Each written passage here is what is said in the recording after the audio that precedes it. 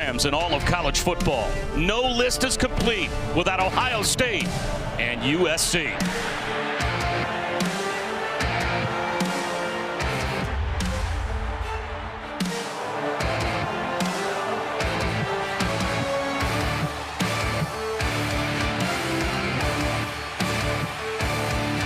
The bluest of bloods renew an historic rivalry.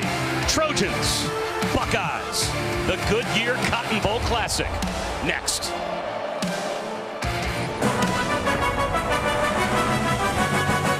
Welcome to the Goodyear Cotton Bowl Classic here inside AT&T Stadium in Arlington, Texas.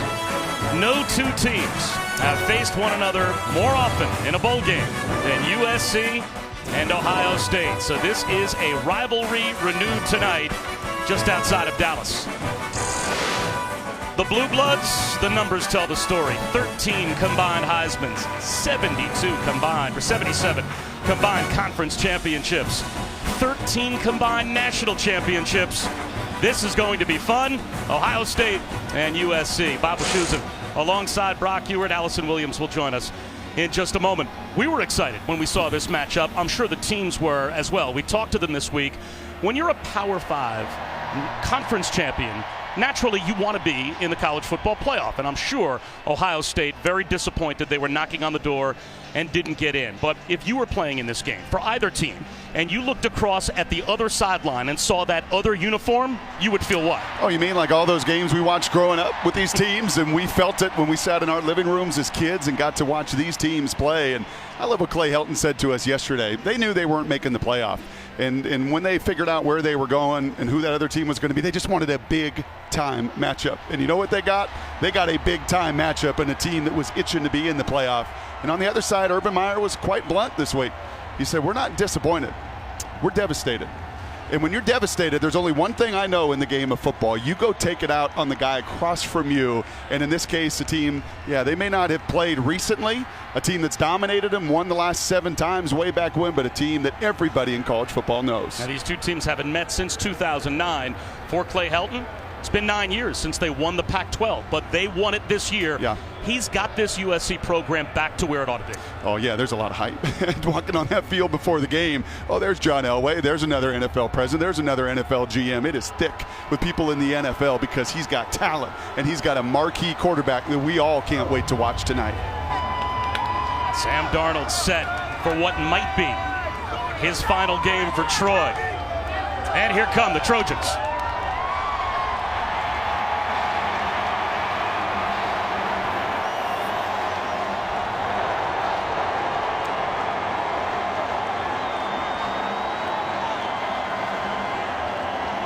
Kickoff from Dallas is coming up as now we take a look inside Nissan's Heisman House.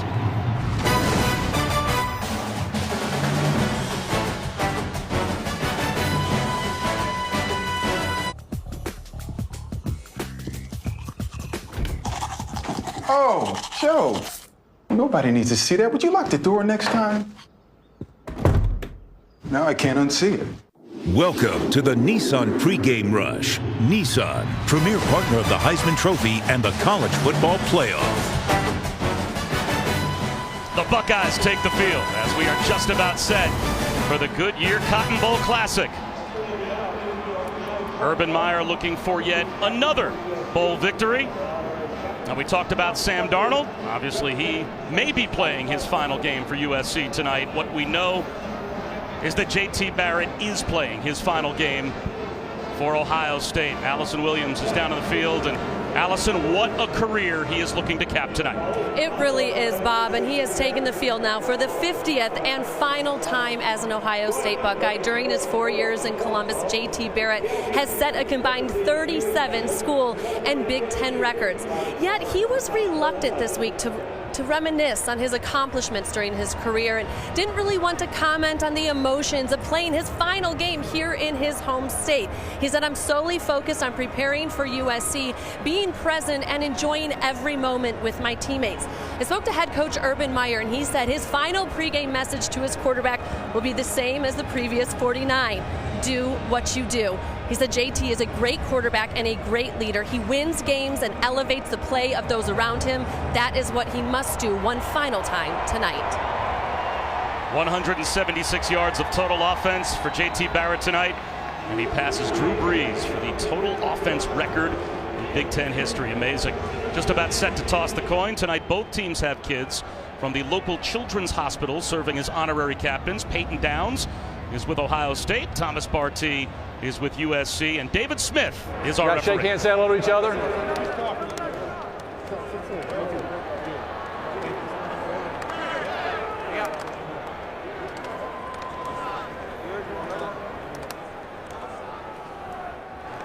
You ready? All right, gentlemen, welcome and congratulations to your being selected to participate in the 82nd Annual Cotton Bowl Classic. My name is David Smith. I'll be the referee for today's game. I have the commemorative coin that will be used today in the coin toss. Each team's logo is on one side of the coin, USC and Ohio State. Doing our coin toss today is Mrs. Gail Ewing. Mrs. Ewing's automotive group has provided cars to the Cotton Bowl for the last 50 years. Mrs. Ewing, you have the honors of doing the toss. Go ahead. Ohio State, you have won the toss. What would you like to do? Defer to the second half. You want to receive? Which way do you want to kick? That way. That way? Okay. Turn around this way, guys. Ohio State has won the toss and deferred to the second half. USC will receive. Shake hands, gentlemen. So USC will start with the football. This has been the Nissan pregame rush.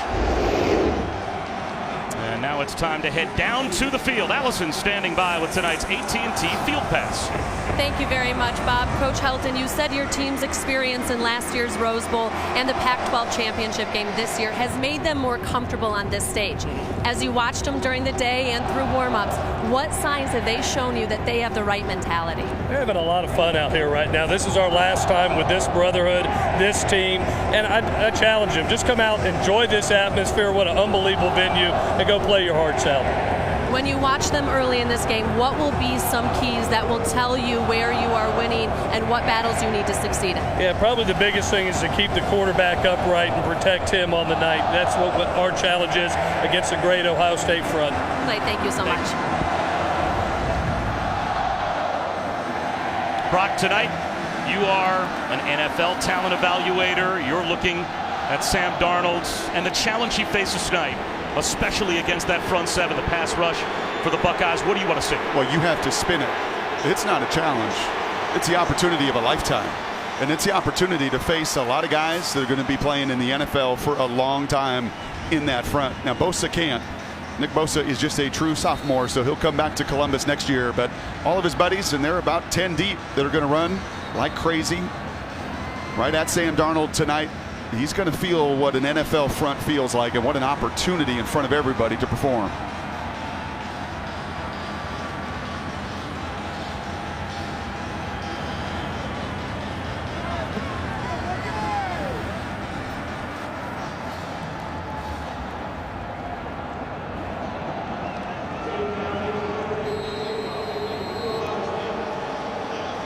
Play call, Bill will kick it deep to Velus Jones. And the Goodyear Cotton Bowl Classic is underway here in Arlington. Jones from the 2. Can't even make it to the 15. Field position on the side of the Buckeyes, but on the side of the Trojans, Ronald Jones. He can flat out go. And he's the one guy that really, outside of Sam Darnold, that really put some concern into Greg Schiano and the defensive staff there for Ohio State. Because if you're just not sound and you're one gap off or one assignment wrong after a month layoff, that guy hits home runs.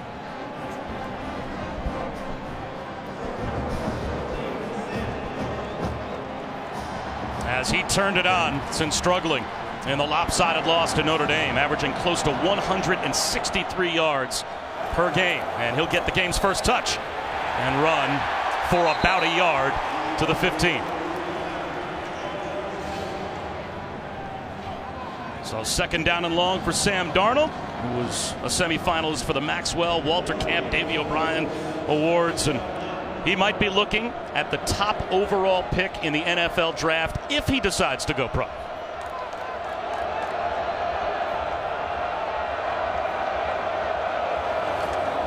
Jones again. To the 17. It'll be third down and long.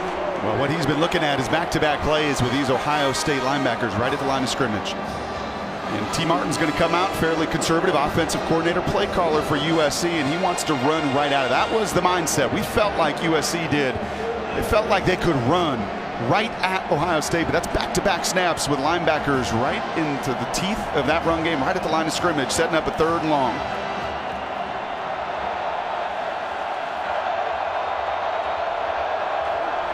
Five-man rush. Darnold on a slant. He's got Deontay Burnett. Pitch and catch, first down, but Burnett lost the football. It's scooped up by Damon Webb. This play's alive. Out of bounds at the 19-yard line for the Buckeyes.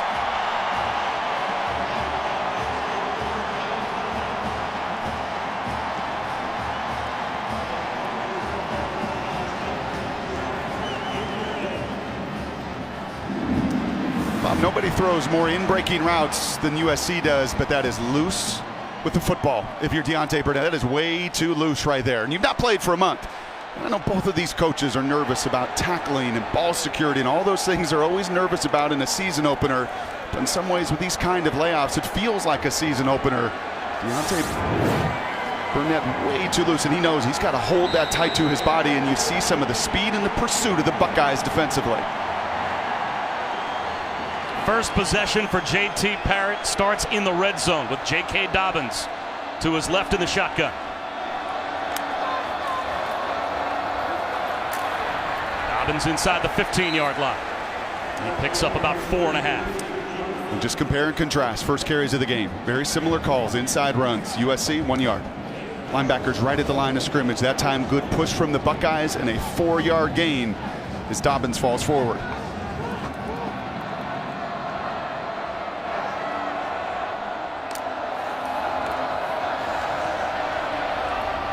Thrown away by J.T. Barrett. Now it'll be third down and 6.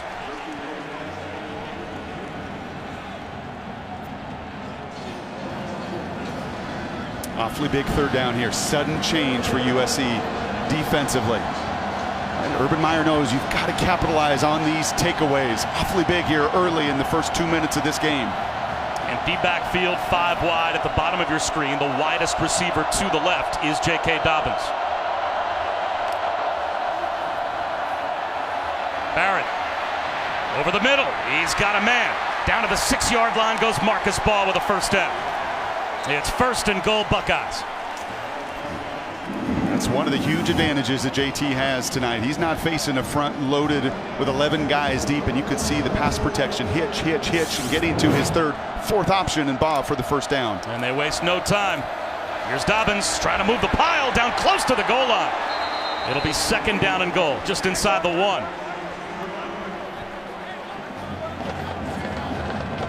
And here they go, and do not mess around. Run right at the strength, right behind your center. Hold by Barrett. At the goal line, he's in. That's a Buckeye touchdown.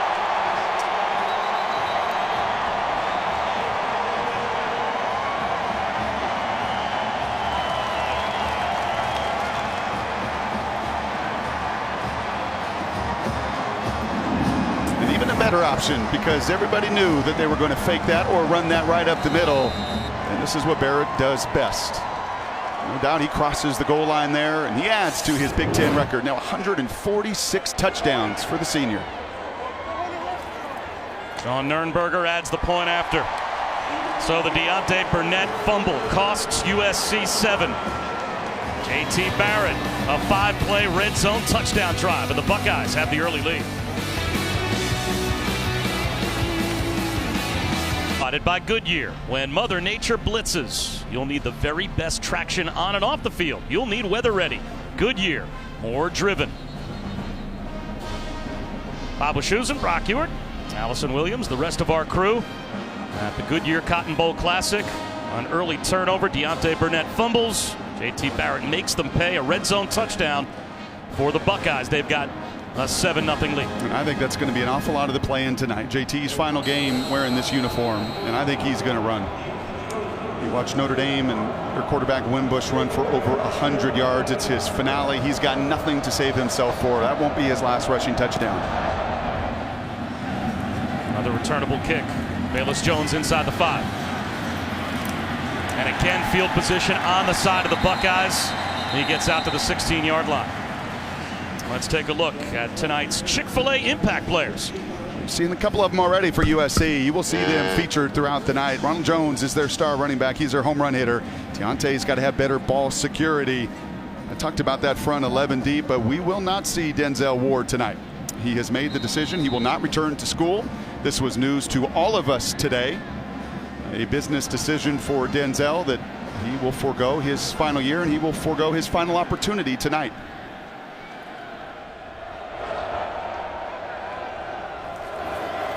Ronald Jones scoots out across the 20-yard line and crab crawls to the 22 for 6 yards on first down. And there are two sides to every coin. You've got a lot of players that are going to find themselves in the NFL at some point tonight, down the road, Brock, and the vast majority of them are playing tonight, many of them taking the opportunity to have one more chance to play with their teammates. And Denzel choosing the other side, which we have seen now dozens, and a couple dozen players in college football do. Darnold has to throw it away. Tracy Sprinkle came through and got pressure on Sam Darnold, now facing 3rd and 4. And it didn't change the coverage there. Denzel Ward here or not, Greg Schiano is going to trust his guys to play man and to turn it loose with that front 4. JT Barrett got to hold the ball for 1, 2, 3, 4 seconds on his check down on 3rd down. Sam Darnold is not going to have that luxury this evening. Although Darnold has been much more careful with the football second half of the season, Greg Schiano, especially on 3rd down, comes with a lot of different NFL-type blitz looks. Let's see what happens here. 3-man rush. Darnold steps up, dancing in the pocket, floats one, pulled in by Burnett, and he's got a first down.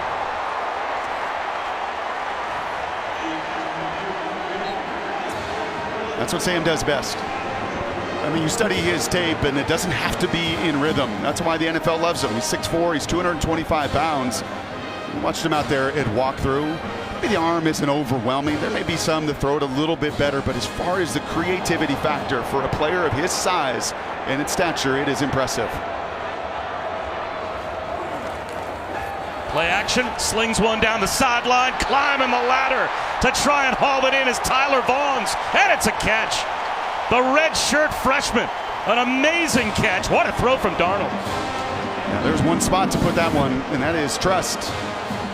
And they're picking on Damon Arnett there, and he's going to have to step up his game without Denzel. That's what you're going to get. You're going to get one-on-one opportunities, and you've got to take advantage of them. A gain of 27, and USC in business after the turnover that cost them 7. Ronald Jones tripped up and brought down for a loss. Jerome Baker, who had 16 tackles against Wisconsin in the Big Ten championship game. And maybe just one cut, a little too many there. And a wonderful play by Baker. He stays square to the line of scrimmage. And when you're dealing with a speedster like Ronald Jones, and Baker can flat out fly himself, don't give him a shoulder, don't give him an edge. He stayed nice and square and finished the tackle. We went back and watched the tape of that Big Ten championship game, and Jerome Baker was everywhere. Darnold off play action, steps up in the pocket, wrapped up and thrown down by Nick Bosa.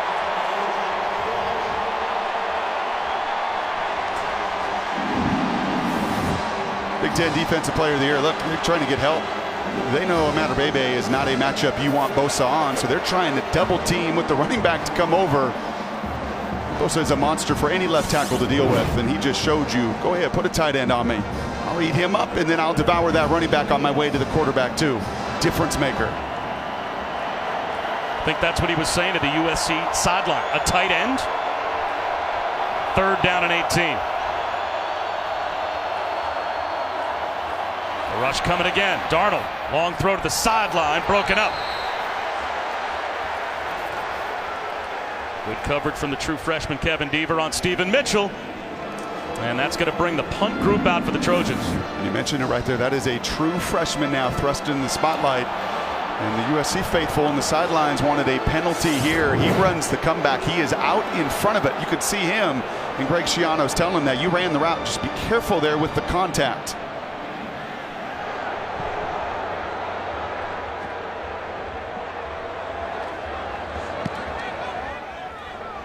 Reed Bedrovich trying to pin the Buckeyes inside the 10-yard line. And it's a fair catch right at the 10 for KJ Hill.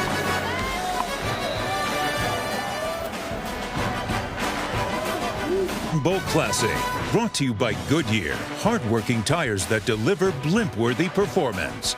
AT&T, the all-new Accord from Honda, and Taco Bell, official partner of the student section. Sometimes you gotta live Mas. Playing my last collegiate game is going to be very emotional, at the beginning. Just like my senior night, at USC, my last time in the Coliseum, but this time, my last time putting on the uniform. It's going to be hard a little bit, but I know, I have a job to do. And the job is to win. The fifth-year senior Chris Hawkins, strong safety for USC, making his 36th career start tonight. Lost his grandmother to breast cancer the night before the Pac-12 championship game. And the next night went out career high, 14 tackles and a forced fumble in the win over Stanford. And now the long field for Ohio State with the 7-0 lead. And around to Paris Campbell. And he is out to the 16-yard line. Now that's a run to the perimeter. They like to run up the middle. Why? Well, that's because, Brock, they are running behind the best center in college football, Billy Price. It's hard to do on TV. I understand it. You want to watch the ball. You want to watch all the pretty guys on the perimeter. But do yourself a favor at times and watch this center. He's the best in the game. Was an All-American as a guard a year ago, and he's going to play in the NFL for a long, long time. And that Remington Award trophy belongs to Billy Price. That's a first down run.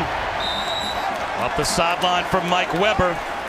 Biggie Marshall made the stop. And he's just so darn athletic. He's a powerful man that he's going to win at the point of attack. But what is so impressive about him and talking to the offensive coaches is how he can move. And just that last play, those end arounds and the movement, the screens, everything out in front of it. And that's what makes him unique, as well as just setting the tone for the entirety of practice. His attention to detail and his work ethic, second to none.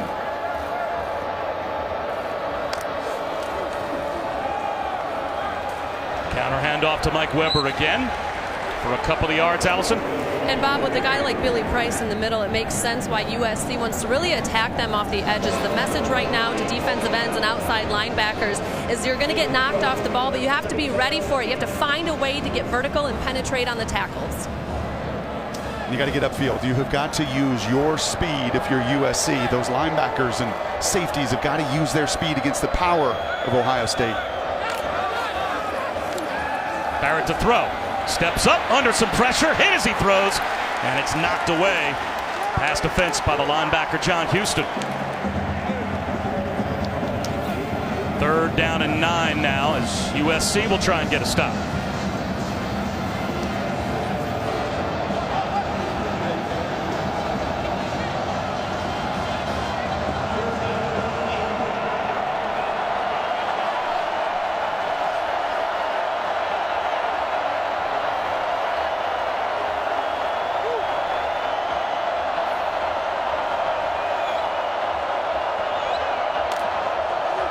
Trojans send a blitz. Barrett in trouble and thrown down.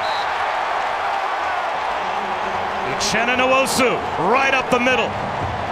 And this is a new look for USC, something Clancy Pendergast talked to us about yesterday. Their best player defensively, and there's no question about it. And he's usually an edge rusher in their nickel pass situations, and that time they stack him right behind the defensive line. And he actually gets by Price and the running back. We watch Bosa on the other side devour a tight end and a tailback. We're seeing the impact player there, Nwosu, running right by Billy Price, right through the running back and bringing J.T. Barrett home down.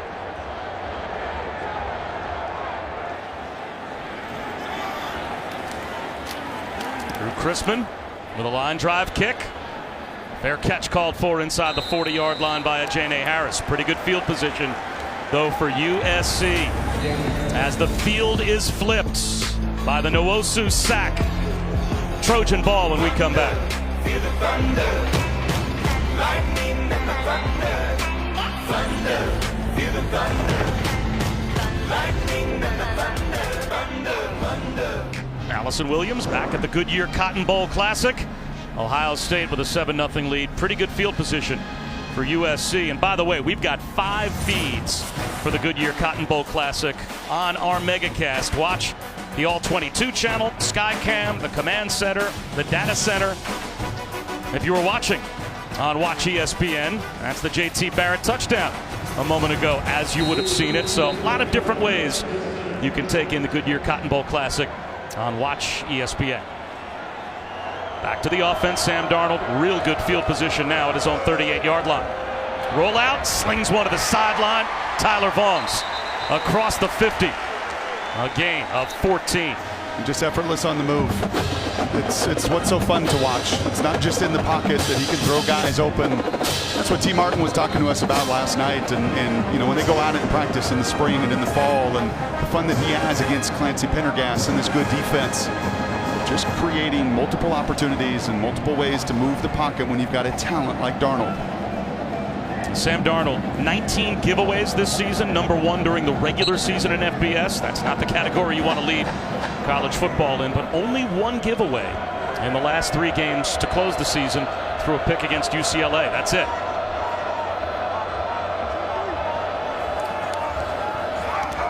Slant, busted up at the line, and it falls incomplete. He wanted the quick hitter, and it looked like Jalen Holmes may have deflected it at the line for Ohio State. 2nd and 10. Yeah, you see this a lot against Ohio State. You see screen passes, you see shovel passes and draws when you got as active a group in front. You see movement. You want to get them off their target. You want to change their eyes. This is also a pretty savvy group. Holmes, a senior, he can feel that play happening in front of him and gets his hands up.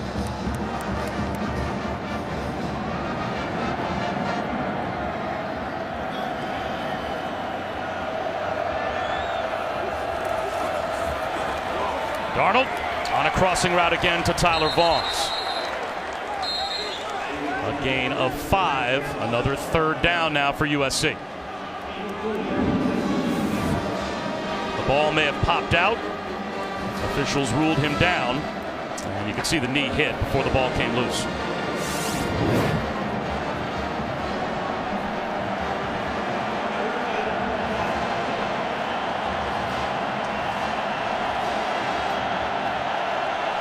Malapei for the first time in the game to the left of Darnold at tailback in the shotgun.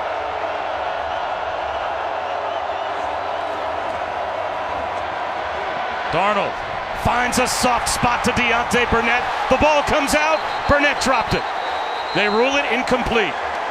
So a fumble by Burnett that cost USC Ohio State's first touchdown, and now a decision to make for Clay Helton, 4th and 5 in plus territory. And Burnett was tapping his chest up and down that sideline after that initial fumble, and this is again one you've got to try to find a way to secure. A tremendous play, a violent tackle there from Kendall Sheffield to come in and to rip that ball away. It's now a couple occasions. The Rose Bowl star from a season ago. Clay Helton's having another talking to on the sidelines. Can't get it done. And before the punt, whistle stopping play, a timeout may have been called.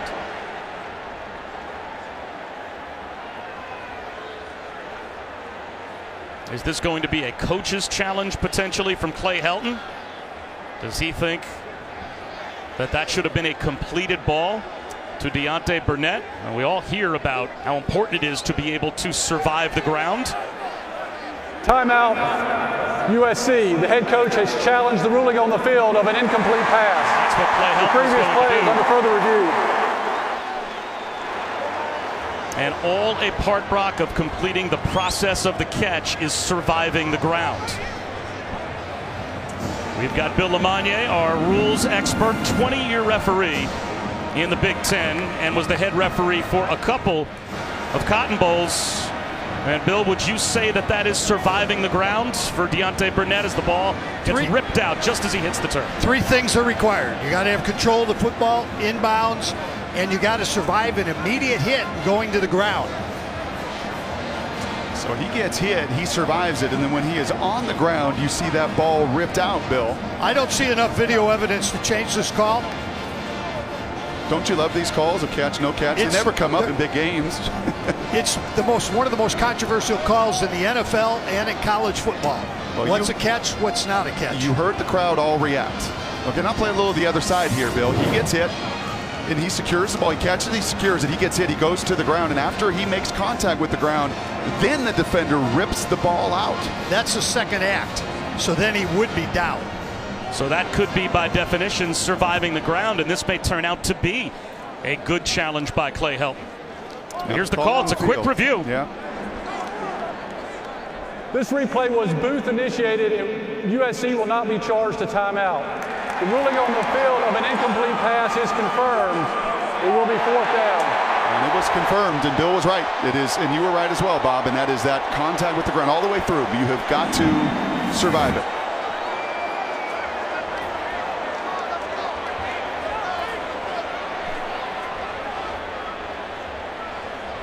Replay has now gone, though, obviously, to a place where we go to super slow-mo, and maybe we're trying to convince ourselves we see something that you don't see at full speed, Bill? That's the key thing, is that you want to see it regular speed on a play like this. When you slow it down, you can make almost anything look like a catch. Another good punt, though, from Bedrovich down inside the 10-yard line. Another fair catch for K.J. Hill.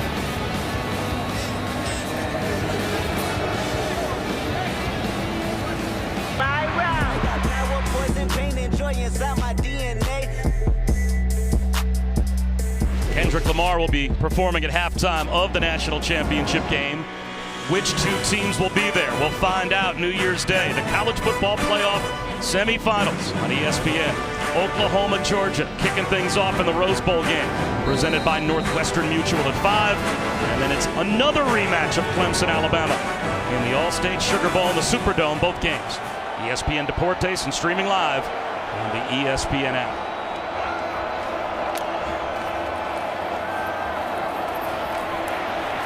Barrett brought down near the line of scrimmage. And this is a heck of a matchup. What gives, Brock, the offense for Oklahoma or that defense for Georgia? Yeah, give me a quarterback on this stage. Give me Deshaun Watson last year. It's Cam Newton's. It's the Heisman Trophy winners that have dominated this stage. But Georgia better play some keep away, too. Dobbins wrapped up. John Houston comes through, selling out to stop the run. And now it's 3rd down and long, forced again by the USC defense. Well, that's back-to-back snaps. What Allison was telling us after that first series, that the charge on the sidelines was you've got to get on edges. Just you cannot sit and absorb these blocks. You've got to get to the shoulders. You've got to get to the edges. Back-to-back snaps there by the USC linebackers doing just that. And now the Buckeyes try and spread them out. 5 wide again. Empty backfield for J.T. Barrett.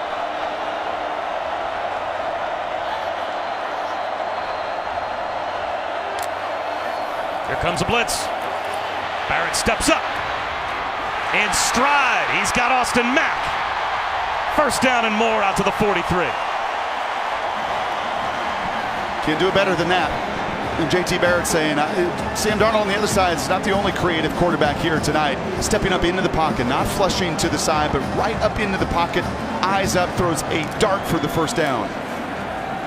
Dobbins. And the pile moved for a couple of yards. Josh Fatu was able to make the stop, and J.T. Barrett has been terrific against the blitz. 9 touchdowns, no interceptions against a USC team that blitzes often. Play action here to the sideline. Perfectly timed again to Austin Mack. That is as well timed to throw as I've seen J.T. Barrett make.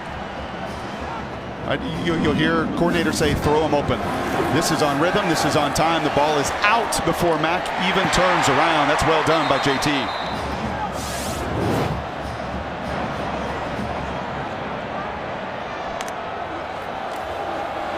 Dobbins again. Houston with another stop, gain of 3. You showed those blitz graphics and against pressure, there's no substitute for experience. This is the 50th game for this young man who has accomplished so much and is going to pass Drew Brees tonight for total offense in the Big Ten. He's running away with total touchdowns, and he's added to that list tonight. And now he's healthy, and what he did, obviously, in that Big Ten championship will go down forever. Playing off of a surgery just 6 days later and being a warrior out there to get to this stage tonight. Another blitz off the edge. Barrett runs away from it, and it's an errant throw over the head of Rashad Barrett. Once again, good heat. And when push comes to shove, Clancy Pendergast on this USC side is not going to sit on his heels and let JT Barrett get comfortable. Clancy's down on the sidelines. He's done it a long time, did it in the NFL. And he knows playing against a quarterback with this much experience, and you can see them offensively, one of the best also in college football, you do not want to let him get in rhythm.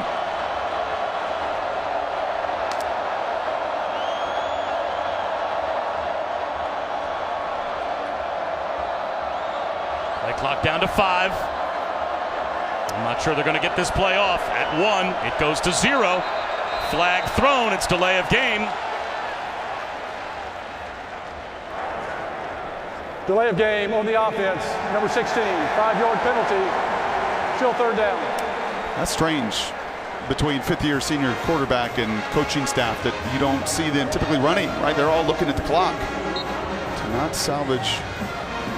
You can see right there may be a little indicator there, and talk with a coach there who's supposed to watch that play clock and make sure a timeout is called to that line judge. Well, also you see the chess match between Clancy Pendergast's and Urban Meyer's offense as USC came up showing blitz, then the look over from JT Barrett, and it ate up the play clock. It's 25 seconds. 2-2-5. And they have to adjust the game clock by 9 seconds. And that's Clancy right there, and that's an NFL background. Coordinated a lot of NFL defenses, and he said he hopes to get to a chess match tonight because he's more than willing, and he's got his guys ready after a month off to be able to checkmate, check out. There's some benefits to having a whole lot of practice time.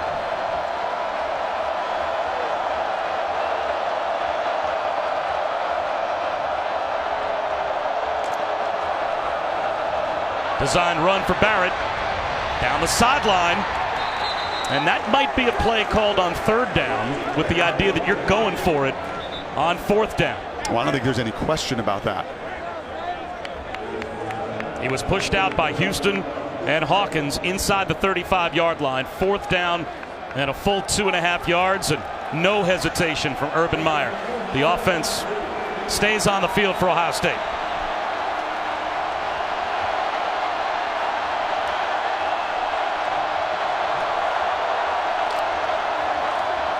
Barrett, he's got plenty of room. The first down and then some into the red zone.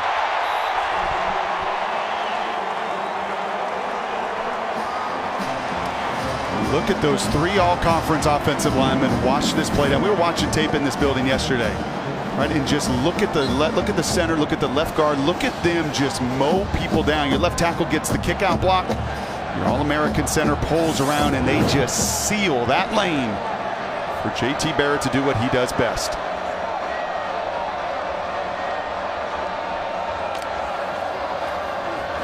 Tenth play of the drive is a Mike Weber carry inside the 15-yard line.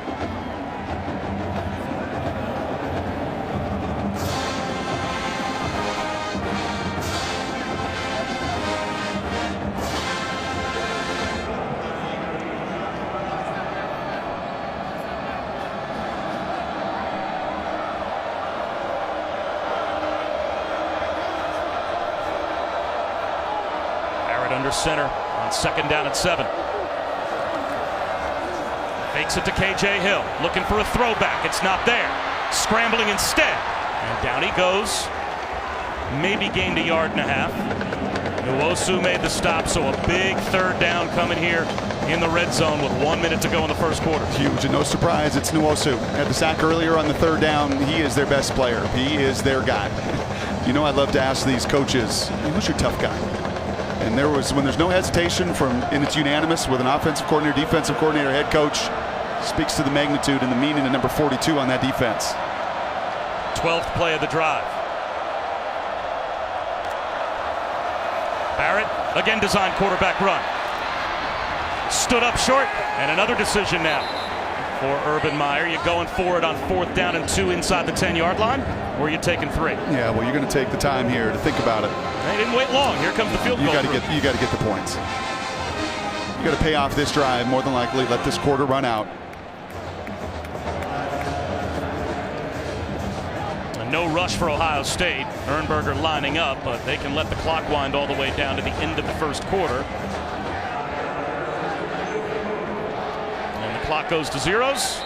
And that will end the quarter with Ohio State up 7-0, looking to make it 10-0 when we start the second. Deontay Burnett, this fumble on the opening drive set up a red zone opportunity for JT Barrett, and he scored the game's first points. 7-0 Buckeyes.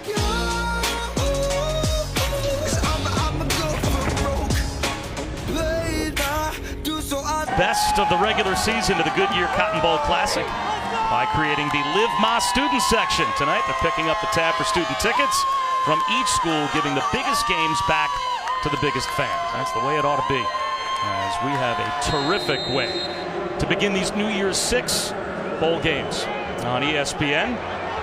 The Goodyear Cotton Bowl Classic starting the second quarter with Sean Nurnberger from 26. And he is now 16 of 17 from inside of 40 yards this season. And the Buckeyes open up a 10-0 lead. That's 22 first quarter plays. I don't know about you, Bob, but I look more and more at those number of plays. With these tempo, no huddle teams, and the number you seem to hear more often than not is 85. If you can get to 85 plays over the course of a game, you really have a chance to do what TCU did at Stanford last night. And that is wear them down and run them down. And that's 22 first quarter plays for the Buckeyes, and that's concerning for these guys because they've not been able to sustain drives for USC. We talked to T. Martin, offensive coordinator for the Trojans, obviously, and he said we're playing with tempo, which sounds great. You wanted defense on their heels, but the question then becomes, if you play with tempo and you don't sustain drives and you don't make first downs, what's the long-term effect in the game on your defense? And if your defense is out there as much as the Trojans already have been, do you change up your tempo and change up your plan? Yeah, I think you have to, and he said he's willing to do so. And you know, if you're Clay Helton, you're Sam Darnold, what's disappointing to you is they're self-inflicted in some ways. Now Kendall Sheffield has forced both fumbles, beautiful, violent, clean hits. Deontay Burnett with a fumble and then the inability to sustain on that third down catch, it's been the real drive killer. Return for Velus Jones has yet to make it to the 20-yard line, bringing a kickback against the Buckeyes, and he won't make it again. Saturday on ESPN at 4 Eastern, it's the PlayStation Fiesta Bowl. Number 11 Washington taking on Saquon Barkley and number 9 Penn State. And then at 8 p.m. Wisconsin battles 10th ranked Miami in the Capital One Orange Bowl. See if the turnover chain makes an appearance. Both games available on ESPN Deportes and the ESPN app. I'm sure glad he's playing tomorrow because he's one of the he's got a fun factor unlike very many in college football. He's just a joy to watch, and awfully glad that he's going to suit him up and play tomorrow. And almost certainly his last game in the Nittany Lion uniform. There's an interception. Damon Webb, pick 6 of Sam Darnold.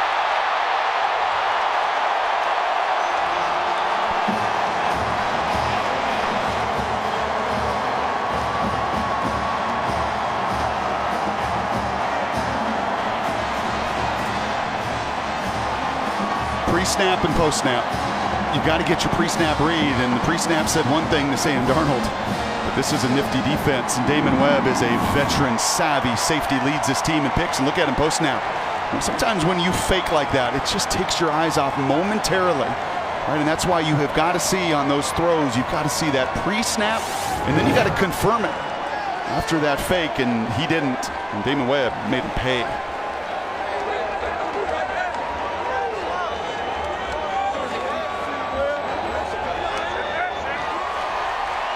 Two USC turnovers cost the Trojans 14 of the 17 points for the Buckeyes.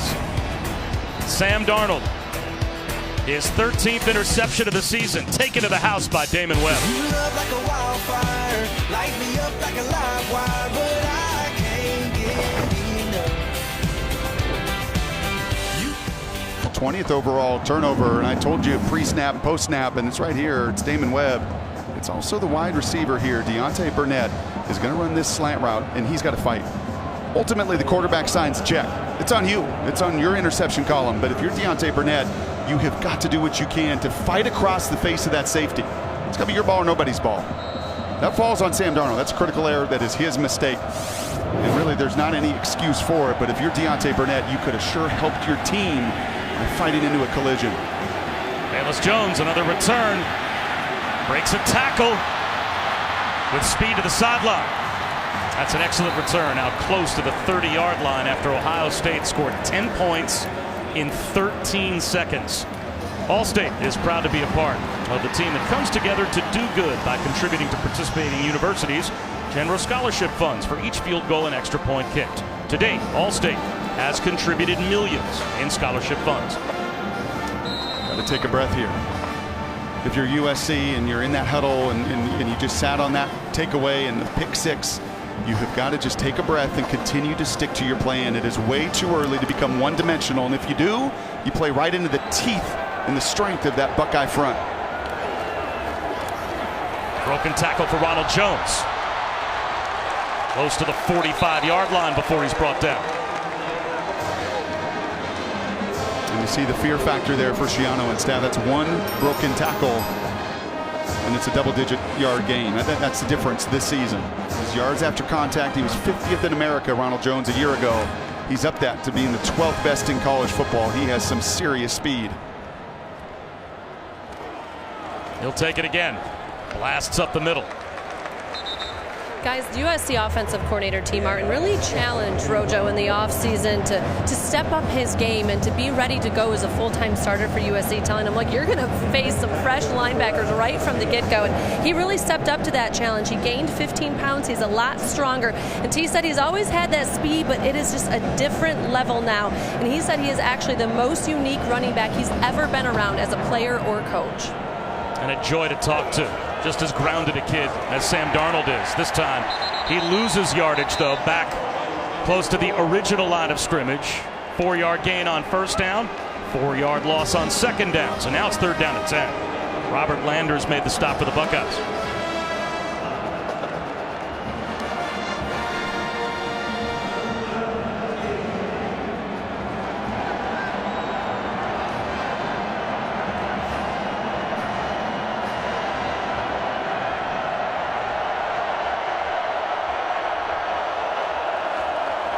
Sam Darnold looking at a blitz, floats one to no man's land. Michael Pittman broke his route off, and Darnold thought he was heading down the sideline. Miscommunication, and a punt coming for USC, down 17-0. And that's one of those routes that, based on the safety or the look, you're either going to run the fade route, and that's going to convert. That comeback is going to convert to a go route. And that's what Sam Darnold was anticipating, and Pittman on the other side said, no, I'm going to stick to that comeback and try to get that first down at the sticks. And that's what USC could not afford, down 17 in this situation. Once again, the inability to sustain a drive. Bedrovich, wobbly kick to the sideline. And it goes out of bounds, doesn't even reach the 20-yard line. Out at the 26 for the Buckeyes.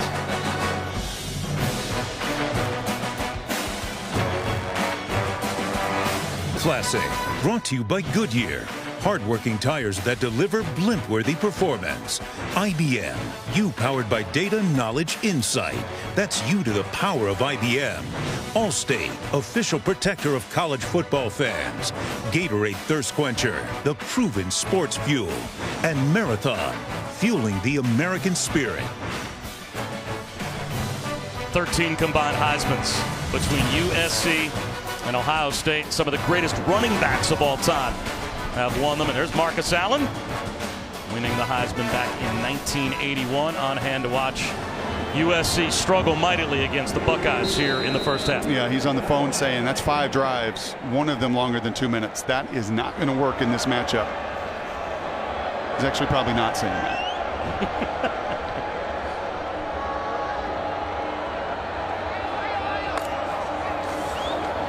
Toss to the edge. J.K. Dobbins tripped up, maintains his balance. Terrific behind the line broken tackle as Nwosu couldn't bring him down. And Dobbins ends up getting out to the 32-yard line, picks up close to 7.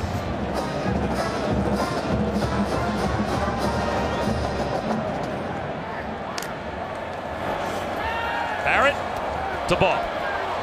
Short of the first down. 3rd down and about a yard from the 35. And now you have got to get off the field if you're USC. Okay, you have got to get your offense back, and you've got to find a way here on 3rd and 1 to get up into those gaps and stop the bleeding. And that's where a defense can benefit an offense. So often that offense, like we're seeing tonight, can hurt a D. The Trojans have to step up in this down and distance.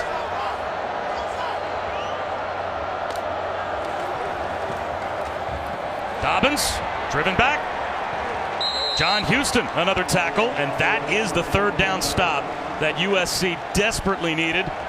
And it looks like a 3 and out, undoubtedly up 17. Urban Meyer's going to send the punt group out.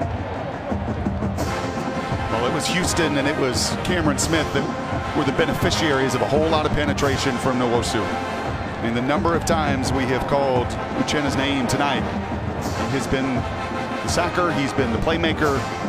He came up huge against JT Barrett in that moment. It was his initial penetration. He crossed the face of the tight end, Marcus Baugh. He got into the backfield, and that is why the Buckeyes are punting. He's a good one.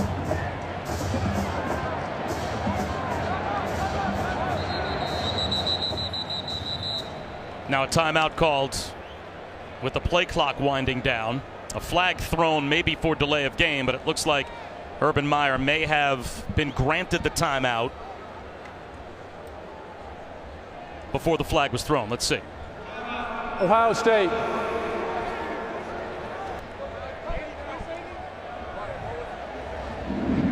So Urban Meyer this time did see the play clock winding down and made sure that he was heard.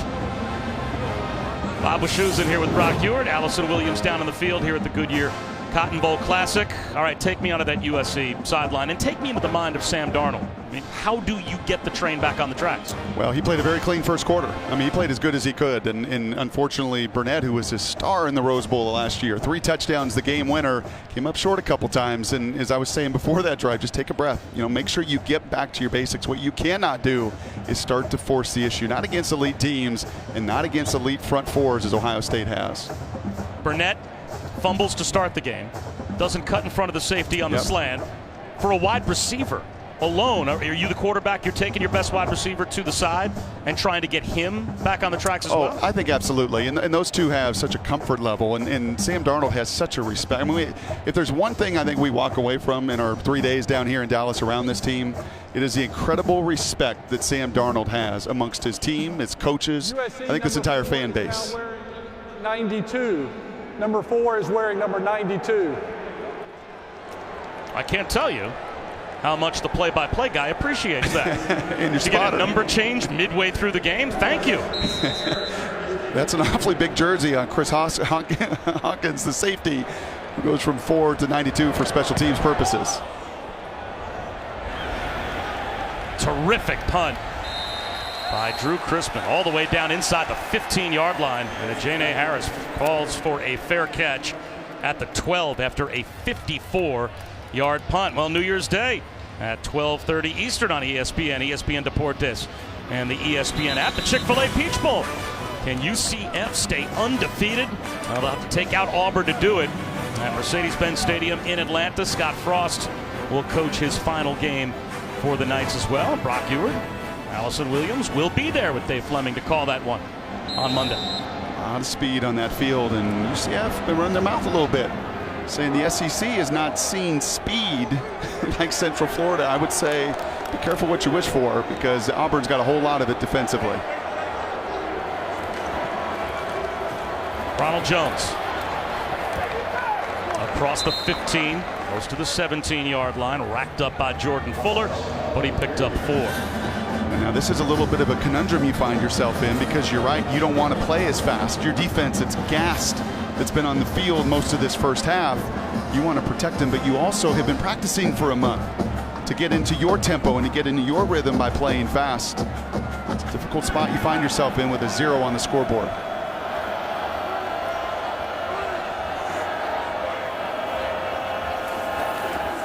Design rollout for Darnold. Behind Burnett. So now it's 3rd down and a long 5, close to 6. And these two are just not right. I mean, that's pitch and catch. And Burnett started to turn upfield, didn't think Sam was going to throw it to him in a flat. And you could see Sam there shaking his head. That's about as much negative body language as you're ever going to get out of Darnold. But I promise you that is, hey, come on, receiver, just keep running to the flat. It's not try to get cute against this defense. You have got to be on every last detail. Darnold is 1 for his last 6, including a pick 6. Another design rollout. And that time Burnett reaches the ball out. Did he get it to the 1st down line to gain? Very close. Oh, if he's got it, it's by the nose of the football. Damon Arnett made the stop. And the chains are literally a yard away from the football, and they still may have to measure to see if he got it.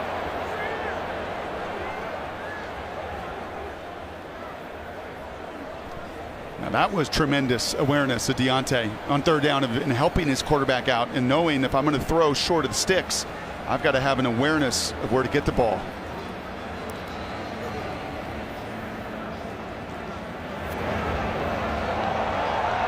It might be less than what David Smith just said it was. He signaled over to the USC sideline that he is short by an inch. He might be short by less than an inch, and that's only if it's a good spot. I think replay has already buzzed down. They want to take another look at the spot of the football. The ruling on the field was the runner was down short of the 1st down. And remember, that left hand of Deontay Burnett is not down. All right, this is a tremendous job of body control. That is going to be a 1st down. But I can't tell you how fast that happens. Having lived the life one time of a headlinesman for a spring game and trying to spot a ball. Yeah, I watched the tape, and you were awful. Yeah, real bad. Just terrible. There's simply no debate about that. Because things move real fast, and especially for Burnett. And maybe that gets him going right there. Maybe that is the one play that he needed to get his mind right. To just say, okay, fumble, ball security, I get it, as he was patting his chest. You know, the 3rd down collision, Kendall Sheffield made a wonderful play to tear it out. You know, the slant route that you would love to have seen him be violent and get through the safety and make some contact. But that time, maybe just one play, like they say about shooters. You just see the ball go through the net one time, and you just get some comfort and some confidence that you can get it done, because that was a tremendous effort.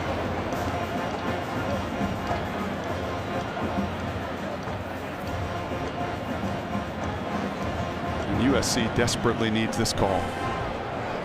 Looks like they're going to get it. After further review, the back of the ball will be placed on the 22-yard line, which results in a 1st down for USC. Just what the Trojans needed. A 3rd down conversion to keep this possession alive, down by 17. And they're going to have to earn it. I mean, when you're playing Ohio State, they're not with their overall team speed and their group up front. You can see that. That's exactly the right call. The back of the ball touches the 22. You have got to do it right against a defense of this quality with strength really at every level. If there's one vulnerability, it's the 2nd level of this Ohio State defense. It's those linebackers who've been vulnerable at times in play action pass. The only way to get to them is to continue to be patient, be on point with your details. Play action for Darnold. Up the seam. Complete out to the 40-yard line and then some. Michael Pittman gets it to the 42. Gain of 20. And that's exactly the point of emphasis right there with the play action. And those linebackers whose eyes can sometimes just get in the backfield and get a little bit lost in their coverage, and throwing right behind the ear of Jerome Baker. Throwing your receiver open. Well done by Darnold. And off to Malapaya. A yard, maybe a yard and a half. Tough Borland, who took over at Mike linebacker for Ohio State and has started the last 5 games in a row, made the stop. There'll be some hard yards today for Ronald Jones. He may spring one. He may get a gap, and they may bust an assignment, but more than likely these ends are playing so well out on the edge. That's what Bosa and Hubbard, Lewis, these guys are so well trained to set that edge and let that speed inside pursue. Four-man rush. Arnold out of the pocket. There he goes. He'll scramble across midfield to the Buckeye 42-yard line for a first down. 14 yards on the run by Sam Darnold. This is one of the things that I do like about Sam and what you have to have at the next level. You've called the games for 15 years at the NFL level, Bob, and you know this. You have to flush negative plays. You throw a pick six, you're down 17-0. You cannot flinch or panic. And Sam hasn't done it this season. And I don't expect him to tonight. Darnold looking downfield. Over the middle, he's got Deontay Burnett. That's another first down. Down to the 28-yard line of Ohio State, a gain of 14 more. It just feels like a drive for the Trojans that must end in points.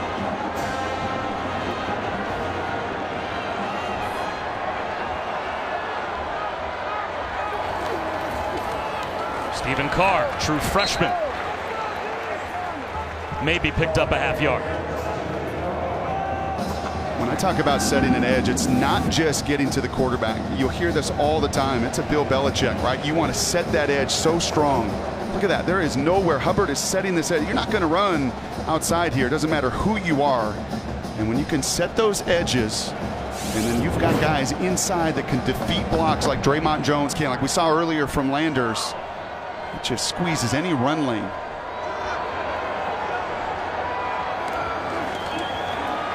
Darnold, another crossing route. Deontay Burnett tripped up after a gain of 5, brought down by Jordan Fuller. So here's a big play for USC. 10th play of the drive. Under 7 minutes to go before halftime. And it's third down on a long 5. And have you noticed this entire possession has attacked one area, the middle of the field. A lot of it has been at the second level. You're throwing underneath as well. You've gone away from the perimeter stuff outside. You're attacking those linebackers. You're attacking the real estate in the middle of the field. Play clock at 12.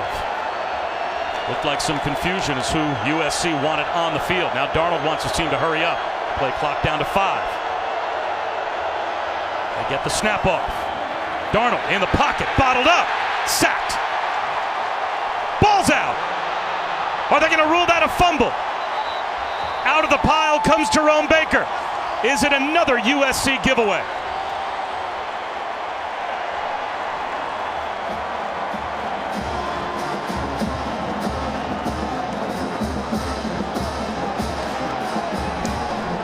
They've got the ball spotted at the 41-yard line after the return by Jerome Baker. So it looks like the ruling on the field is going to be a fumble and another recovery by the Buckeyes. They call it the 4 rushmen. They put their 4 defensive ends out on the field. I don't think there's any debate about that. You see the ball out early. And it's now turnover number 21 for Sam. I don't think there's any doubt about it. The play is under further review. The ruling on the field was a fumble recovered by Ohio State. It was Tyquan Lewis, number 59, who comes in. He's an end, but when they get to that package, and think of the New York Giants back in the day with their NASCAR package. They were one of the first to defeat the 19-0 Patriots, and they did it by putting so much speed in their nickel pass rush. That's exactly what Ohio State and Greg Schiano have done. And you get matchups like Lewis on a true freshman right guard, 59, and there's no doubt. And if there's a knock on Sam Darnold, that's it. Ball security, valuing the football, the number of giveaways that he's had this season. And in that scrum of players, to have the ball out there in one hand and loose like that, you're asking for trouble. Yep. And it got knocked away. It should be a pretty quick confirmation, you would think, of the call on the field of the Baker fumble recovery.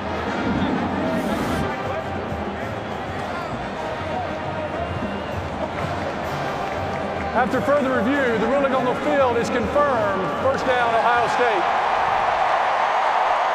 A disastrous first half for USC continues. Another takeaway by the Buckeye defense. Honoring blimp-worthy athletes who demonstrate hard work on and off the field.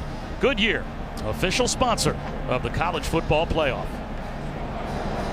Bob Wischusen alongside Brock Ewert. Allison Williams down on the field inside AT&T Stadium as Sam Darnold has given it away twice tonight. And all season long, turnovers have plagued the potential #1 pick in the NFL draft. Now it's J.T. Barrett back to work with great field position after the third takeaway by the Buckeye defense. The first 2 takeaways resulting both in touchdowns.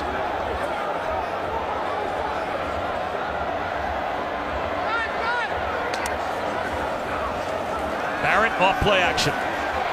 Stays in the pocket. Long throw. Mike Weber. First down. And a flag throw.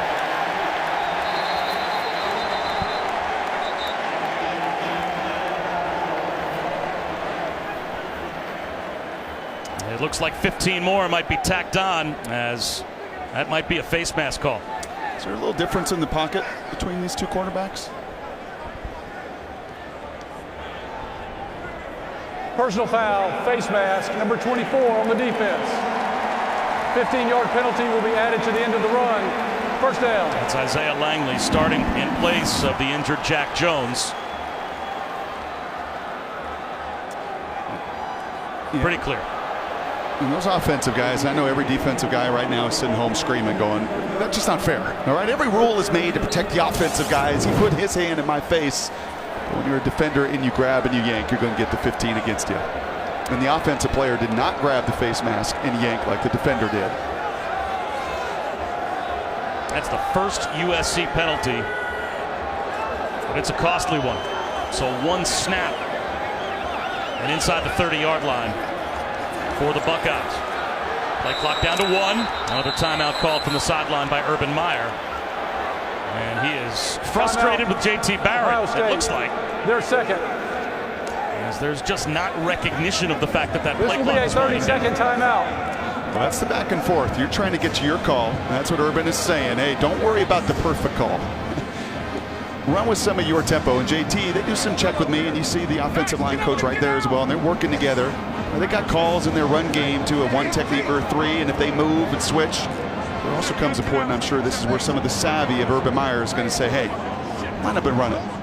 Right? And even if it's not perfect and it's not the perfect picture, okay, we've got these guys on their heels. Let's dictate with our tempo. And here is how we have gotten to 17-0. And that's 3 giveaways, 2 of them resulting already in touchdowns. Deontay Burnett, opening drive of the game, coughed it up. And then Sam Darnold with a room service pick 6 to Damon Webb. And then the last one, just a little loose in the pocket for Sam Darnold, just feeling the onslaught of that rush. There's no better predictor in football than turnovers. Design run and a broken tackle for J.T. Barrett. There he goes. Barrett to the house. Ohio State, another touchdown.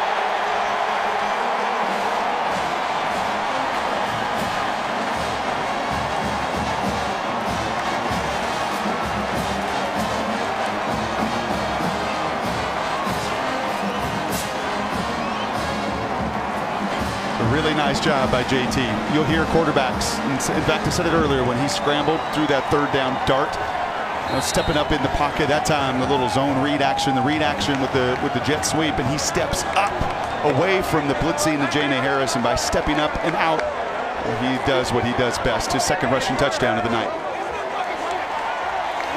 3 USC turnovers turned into 3 Ohio State touchdowns. And yet another score for J.T. Barrett, putting together the most prolific offensive career in Big Ten history.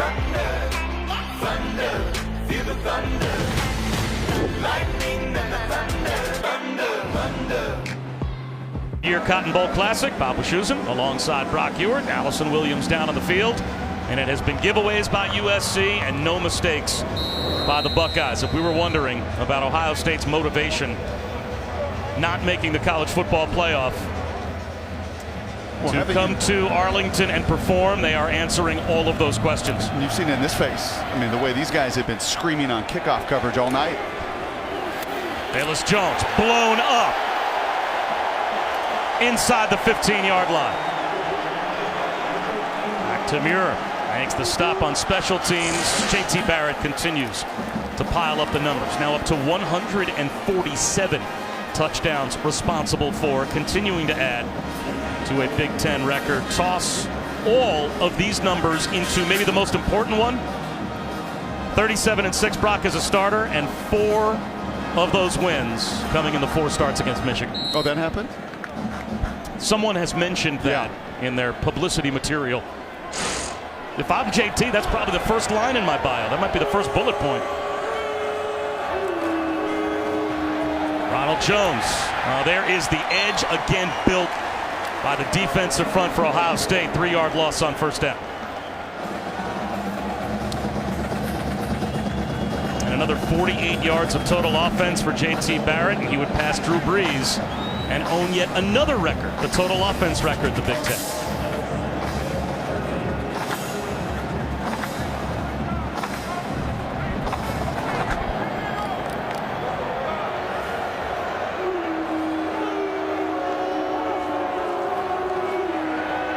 Darnold overthrown, looking for Tyler Petit. 3rd down and 13 coming up. Bob, after that pick 6, Coach Helton came over, had a direct one-on-one brief conversation with Sam Darnold, seemed to kind of offer him some reassurance. And then he went over to the offensive line and he told his guys, look, we have put ourselves in a hole, but we will dig our way out. But you guys have to win your one-on-one battles. If you give him time, talking about Darnold, it's cover 1 all day. He has to have that time here on 3rd down and 13. Press coverage, one-on-one. Long throw. Over the shoulder, and it's pulled in by Michael Pittman. What a catch. And will that breathe a little life into the Trojans? And there's that cover 1 that Allison was just talking about. You're going to get man-to-man. I mean, these guys are confident in what they do. That's Damon Arnett. And you really can't catch it any better than that. Michael Pittman, that name might be familiar. His dad was an excellent running back. Somewhere he's saying, yeah, that's how you do it, son. That is how you beat press coverage. Darnold, another deep ball. Incomplete, almost intercepted. That is a long way to run for a Mike linebacker and Chris Worley, but he did a great job in coverage underneath. And that's one you can't throw. So it's one thing on the previous snap, right, when you've got safety in the middle of the field and you're throwing away from it. That time you're throwing into the teeth of coverage. That's a desperation throw, and you can't do that even though the scoreboard may indicate it. Is there any way for USC to get back in this game other than just giving it to Sam Darnold and letting him sling it around? Well, the danger is you've got to block these guys.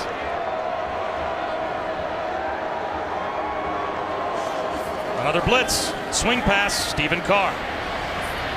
No one out there to block for him. Somehow maintains his balance, takes a pop, and gets back, it looks like, to about the line of scrimmage. Chris Worley, Jerome Baker, Kendall Sheffield, all out to hold the edge. And that's going to be a loss of a yard.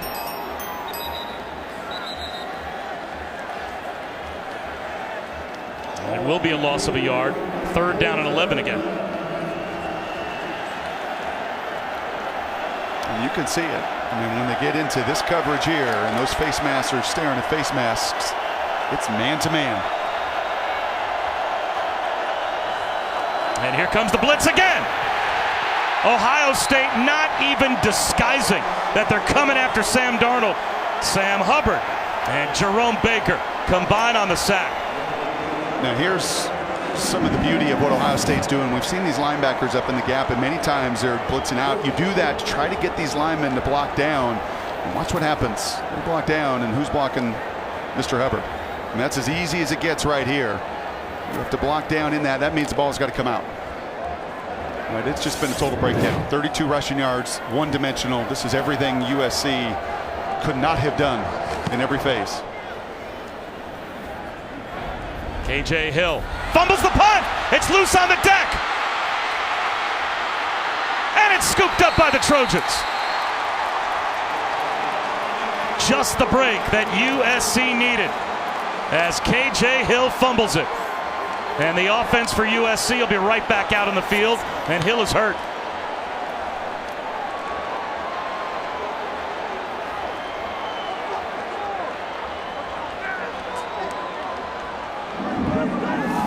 Norvell Tell came up with the fumble recovery.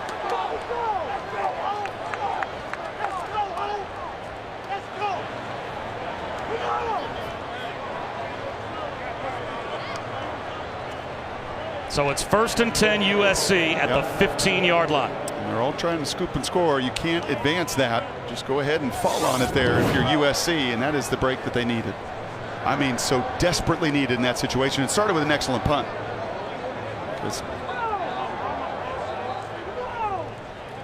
KJ is a really good returner. He is very sure hand. He's a leading receiver on this team, but that punt and trying to catch it back over his shoulder as he's retreating sets the Trojans up here with some ideal field position. They've got to pay off as Ohio State will begin the second half with the ball.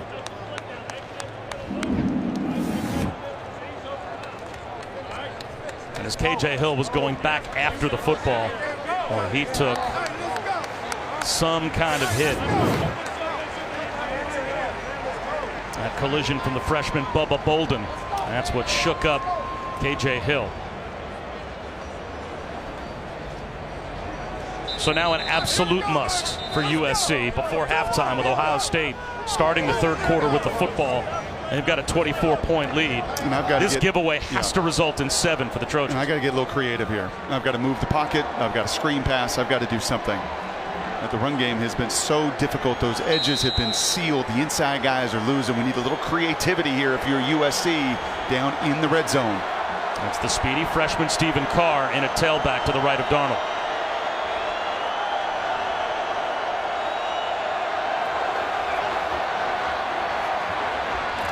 Wide open at the 10-yard line. Imatorbhebhe inside the 5.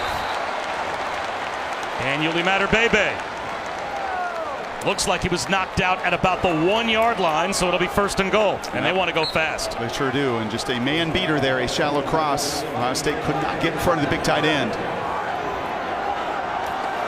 Carr tries the right side. They think he's in. He is down at the 1-foot line. It'll be 2nd down and goal. Robert Landers tripped him up.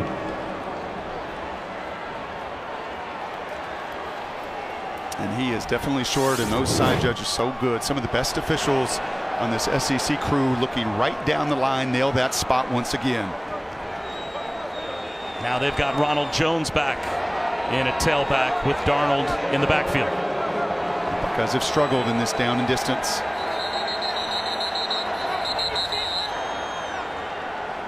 Clay Helton ran down the sideline to call a timeout. USC, they're first. This will be a 30-second timeout.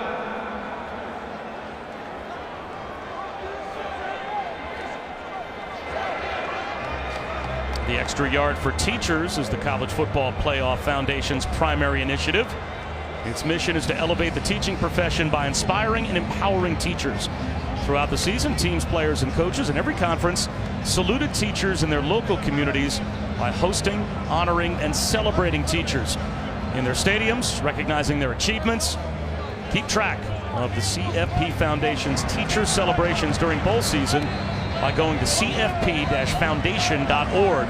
We are proud to say thank you to teachers all across the country. And Clay Helton will tell you one of the great teachers he had was his dad, Kim Helton, who's in the building, former O-line coach. And Clay knew right away, and that's why he spent the majority of that time talking to his offensive line. He has a background in that. His dad taught him from a very early age that you're going to win this game at the line of scrimmage, or you're going to lose it, which has been unfortunately the way the first 24 points have gone. But that conversation was with that line to make sure you do not allow the penetration at the point of attack. Walking into the end zone with speed is Ronald Jones. And USC gets on the board as they turn the muff punt from KJ Hill into a touchdown.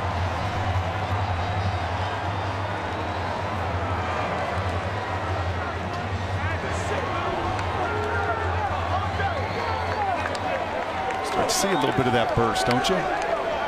There's only really one game this year, that Notre Dame game, that guy did not score a touchdown. His 19th on the season. He has been so dynamic, and as T. Martin said, that burst is unique.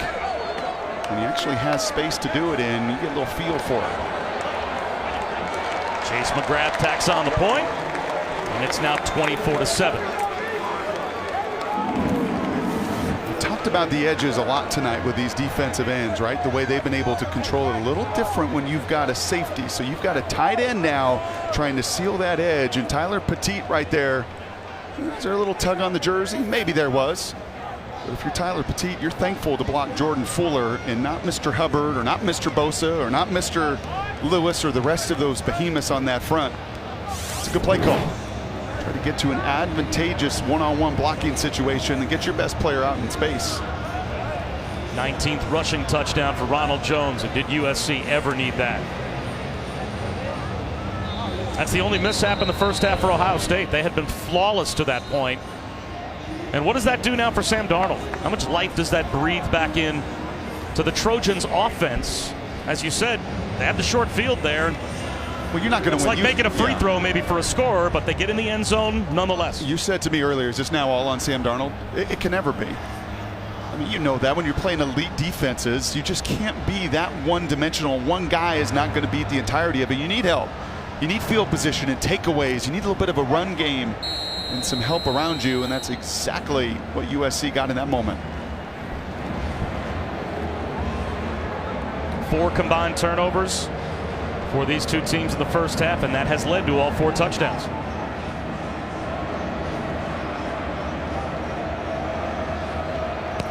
McGrath with a short kick. This one goes out of bounds.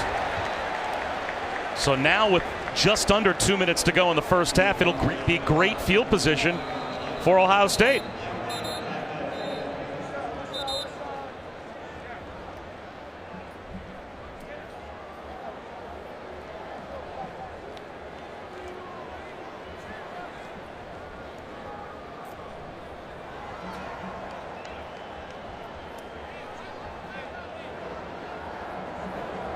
Free kick out of bounds, number 40 on the kicking team. Ball will be placed at the 35-yard line. First down.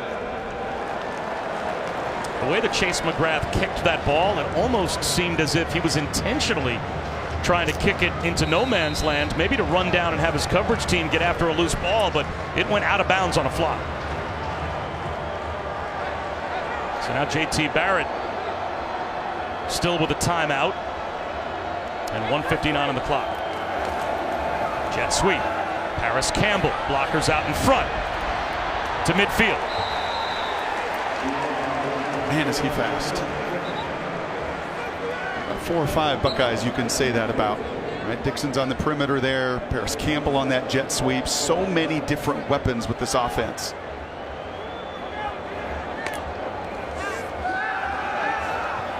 Barrett all day to throw. Taking a shot for Johnny Dixon. And it floats out of bounds. I like this from Urban. You get the ball to begin the second half. You're up 24-7. I think you could easily say, you know what, let's just run out this clock a little bit. And I like this mindset right here. Go for it. Step on him. You know, he can feel this. He can feel how much he's physically dominated this game on the sidelines tonight. Do not give that team on the other side any life going into halftime. Design run for Barrett right up the middle. 3 yards shy of a first down. Brings up a big 3rd down and 3. Chris Hawkins made the tackle. And it's nice to be aggressive when it's 5 yards pop on the ground, when there's 3, 4, 5 seconds in the pocket to go ahead and read and work through your progressions. A lot easier when you're dominating the way they are. Here comes a blitz. In trouble out near midfield, and going down is Barrett. And now you wonder if Clay Helton might call a timeout. Well, I don't think he's got 2 left. Yeah. And yes, USC will spend a timeout to try and get their offense the ball back with a little bit of time on the clock.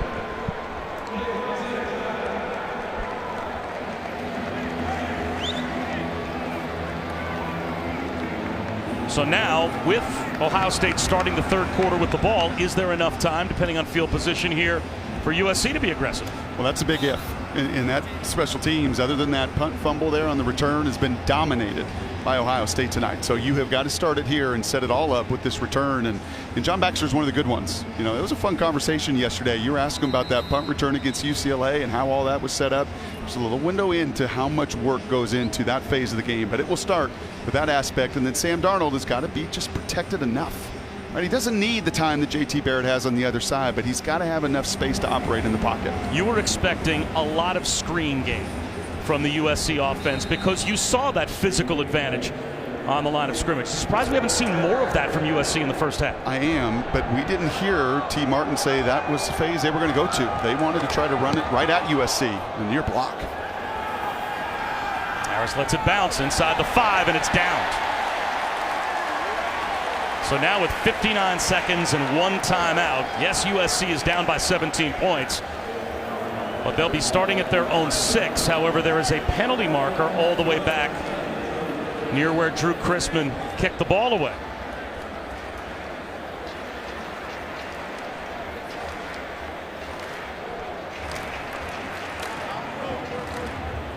After the play was over, unsportsmanlike conduct, number 1 on the USC. Unsportsmanlike conduct, number 21, Ohio State. His foul's offset. First down, USC.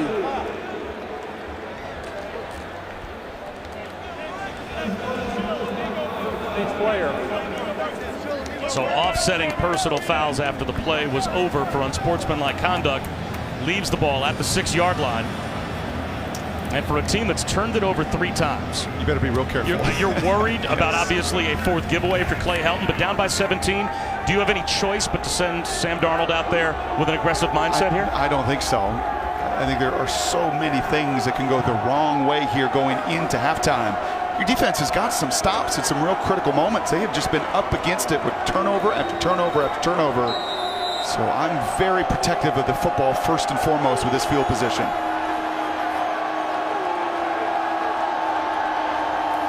Arnold to throw from the end zone.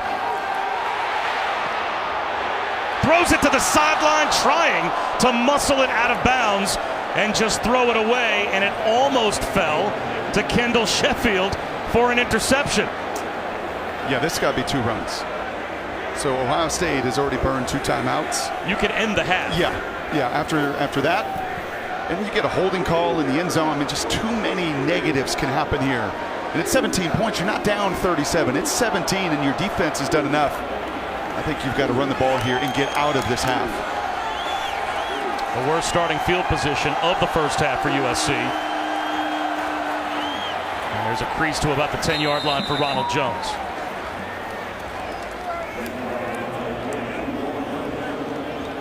Taquan Lewis made the tackle. Urban Meyer not opting to use the timeout here. Now Urban Meyer calls a timeout. Well, now you just allowed USC to take a knee and end the half by letting that game clock go under 40 seconds. Now, with no timeouts left for Ohio State, USC can go to victory formation and go to the locker room. And Ohio State's going to get it to begin the second half. And on one side, Urban Meyer is going to say we physically dominated this game. Right, we really controlled it in all 3 phases. You've got the 3 takeaways. And outside of that fumbled punt return where you gave USC a little bit of life, it's going to feel good about it. And if you're Clay Helton on the other side, you've got to create a little bit of a sense of hope. You got points, you took advantage of the takeaway. Meyer having a long conversation here about the clock.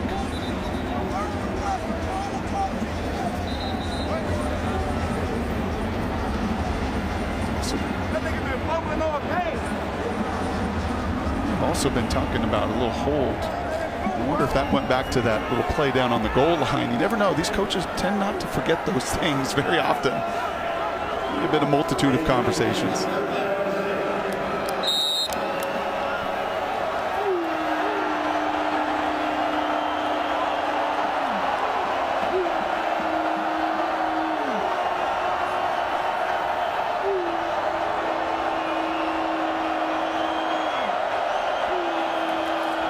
Give it to Ronald Jones one more time, and that should end the half.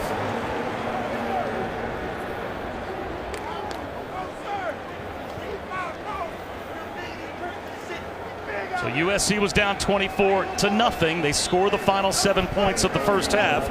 Ohio State will start the third quarter with the football.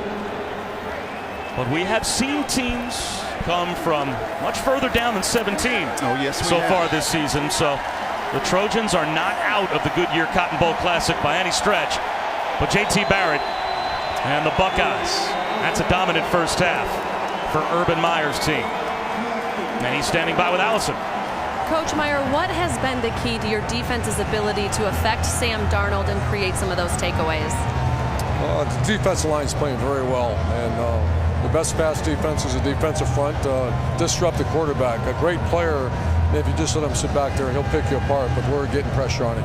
How do you continue to sustain that pressure in the second half? Well, we lost momentum at the end of the starting quarter, so we got to get it back. We get the ball in the start of the second half. College football is all momentum right now, and so we have to get a nice drive and move the ball down the field and start the second half. Urban, thank you. All right, Allison, thanks very much. All the touchdowns of the first half, result of turnovers. 17-point lead for the Buckeyes at the break. Time for the halftime report. Adnan Burke, take it away. Bowl Classic here at AT&T Stadium in Arlington. Just about set for the start of the third quarter. The last 7 points of the first half were scored by USC. Problem, the first 24 were scored by Ohio State, including 2 rushing touchdowns for J.T. Barrett. Bob Wischusen here with Brock Ewart. Allison Williams down in the field. 4 total turnovers the first half, resulting in all 4 touchdowns. The physical disadvantage, though, at the line of scrimmage for USC, it's been every bit the factor that you said all week it would be. We were concerned coming into that game, and this building's not been kind to USC. It was last year in the opener against Alabama in a similar way, where you just felt like, man, it is men versus boys at the line of scrimmage. We take a look at that line of scrimmage and just the dominance tonight with our all-state, all-hands-in play. Sometimes it is steam. It is the power. It is 3 blockers there taking on 2, and you just can't handle it. And it leaves one-on-ones outside, and it is meet and Mr. Sam Bradford and do your damage. And other times it is scheme. And you see there Jerome Baker getting up into the gap. It forces those linemen to block down, and you leave Hubbard in an unblocked situation. He's going to make you pay. So Sam Darnold has seen a little bit of everything. He's seen 8 men in coverage. He's seen multiple blitzes. He's seen that 4 rushman package there in those passing situations with Bosa and company. But if you're USC, if you're their fans, if you're starting the second half, you have got to get a 3 and out and find a little bit of rhythm offensively. And is there an adjustment to be made for the offense for USC? As you said, would you expect more of a screen game in the second half? You thought that was going to be a big part of the game plan from the start. Well, screens and shovel passes and jet sweeps and just try to get that defense on their heels, and been unable to do so. Mike Weber takes a knee. It'll come out to the 25 after we check in with Allison.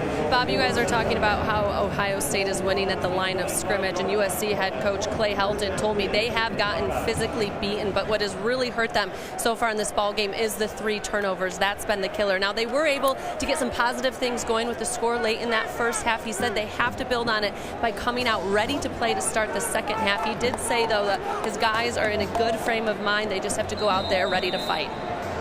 And both teams without their top corners tonight. Jack Jones out, an ankle injury suffered in the Pac-12 championship game for USC.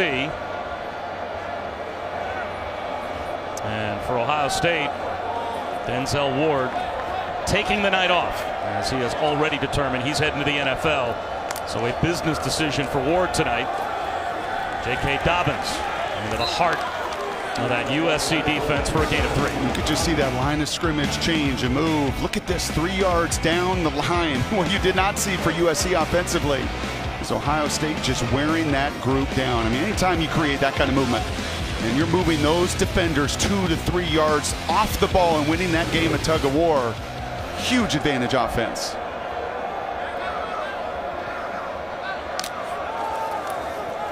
End around. Paris Campbell has a lane. Cuts it back to midfield. Isaiah Langley eventually brought him down after he picked up 21. So you saw Jane Harris with a nickel blitz on that first down. They can feel that. This is a reaction off that. You want to try to blitz? You want to bring players off the edges? Well, we're going to change it. We're going to use all 53 yards horizontally. Harris, a guy they wanted to get involved. That's now a couple occasions where he's gotten in space and done damage. Here's the Texas native J.K. Dobbins, stood up and driven back. No gain on first down. Cameron Smith, who we have not called out much tonight, the leading tackler, Butkus semifinalist and first team all Pac-12 middle linebacker, stepped up to make the stop.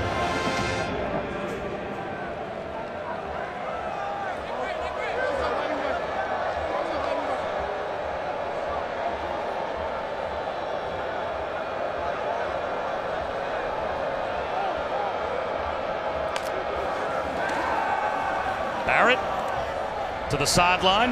Austin Mack reaching for the first down and comes up about a half-yard shy. Brings up third down and short.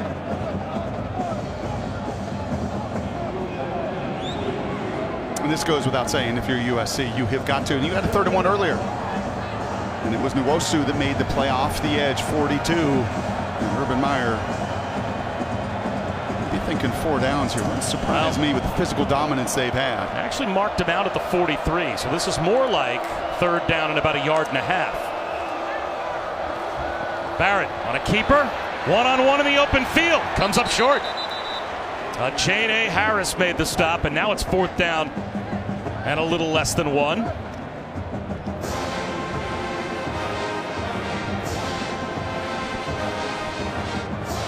He's going to trust his big boys. This is a reflection of what they did in that first half. Can USC get a stop? Barrett driven back, second effort. Does he get the ball across the line to gain? Rasheem Green drove him back, but a second effort and reaching the ball out by Barrett. Oh, that's so close. They've got the nose of the football right on our first down line. Now, of course, our line is not exact, so this might require a measurement. Looks like they're going to run the chains out.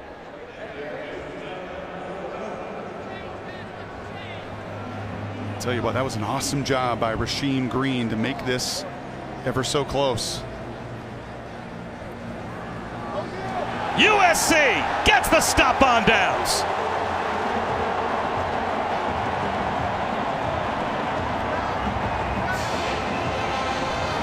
Boy, that Trojan sideline just exploded. Well, we showed you that tug of war that went the way of Ohio State in the first half. Not that time. That is Rasheem Green, 94, driving back the right guard, Demetrius Knox. Knocked him back. That's exactly what the Buckeyes did in the first half to USC. There's a little bit of pride. Clay Helton tells Allison, we're not going to quit. We're the conference champions in the Pac-12. We have shown tremendous resolve all season long. That's the biggest play of the night for 94 Green. Now, can their offense capitalize with great field position to start off from their own 42-yard line? Can the Trojans fight their way back in the game?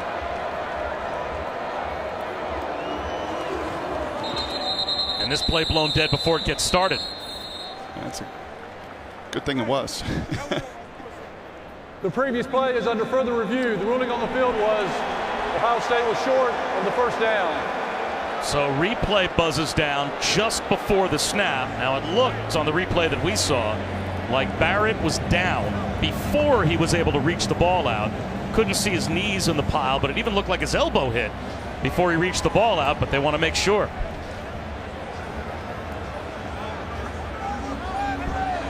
And this is a game-changing decision. Isn't there a Michigan-Ohio State game that had a spot that was kind of important late in that game? Yeah, and he does not reach that ball out until he is obviously down, contact to the ground.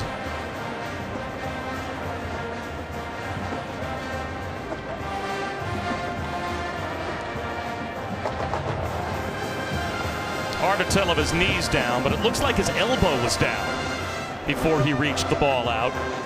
And again, you have to have indisputable evidence to overturn the call. Look at him drive with those legs. I think you're right. I think those knees did not go down. It was that left elbow.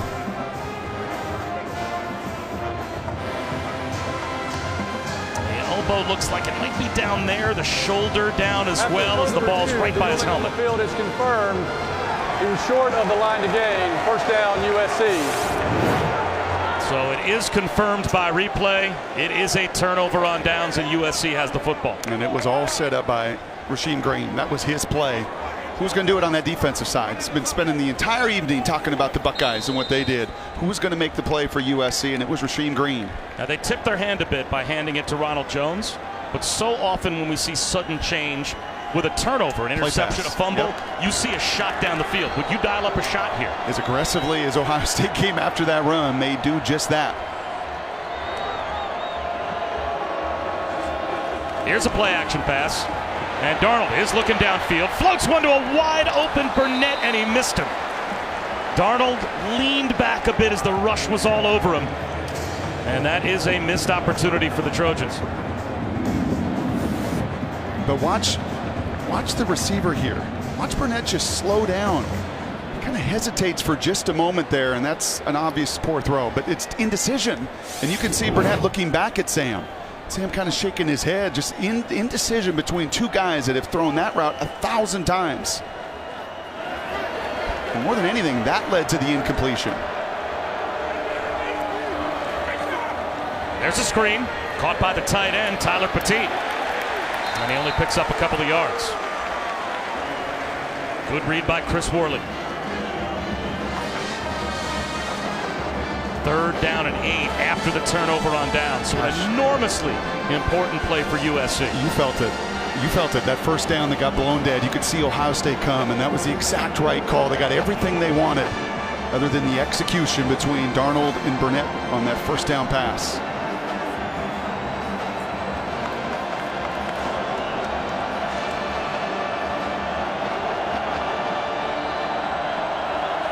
Another blitz, a rollout for Darnold, off his back foot to the sideline, incomplete. So it's a 3 and out for the Trojans after they get the takeaway on downs.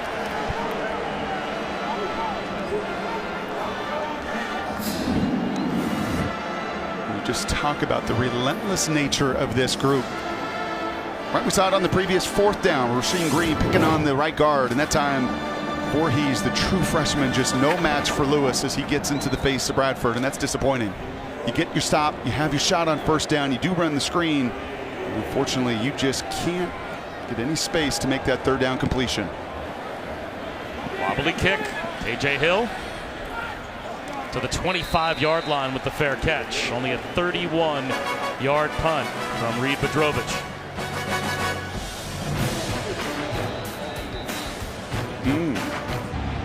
The shadows were large, weren't they? But once you stepped into the light so they could see you, you've been pretty successful yourself, huh? There's just one hurdle left to create your own shadow for the next guy.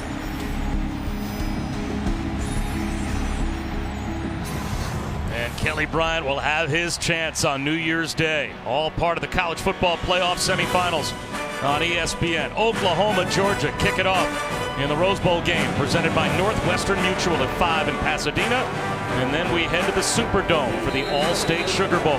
Clemson, Alabama, both games on ESPN Deportes and streaming live on the ESPN app.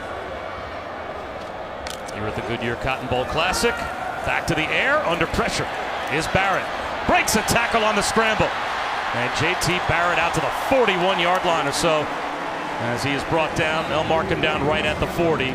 Nwosu eventually brought him down. And the leading rusher for the Buckeyes tonight, that's not a surprise to me. I think with the nature of this game and as aggressive, especially here in the second half, as USC is going to have to be, as this clock will not be on their side, there's going to be more of Barrett breaking away, more opportunities for him in the open field where I still think he's at his very best. Jack Jones is on the field for USC at corner, trying to give them what he can. Barrett all day to throw, finds his check down. It's KJ Hill. A gain of 3. And trying to double move. If USC was going to be aggressive on that first down snap, that same area of the field, coordinators love to take their shots between the 40s. You see it so often in football. Trying to take a shot. JT does the smart thing. It's not there. Check it down.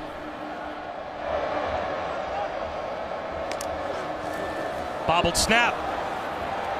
J.T. Barrett keeps his composure. Another check down. Terry McLaurin driven back. About 5 yards shy of a first down. So that brings up a 3rd down and 5.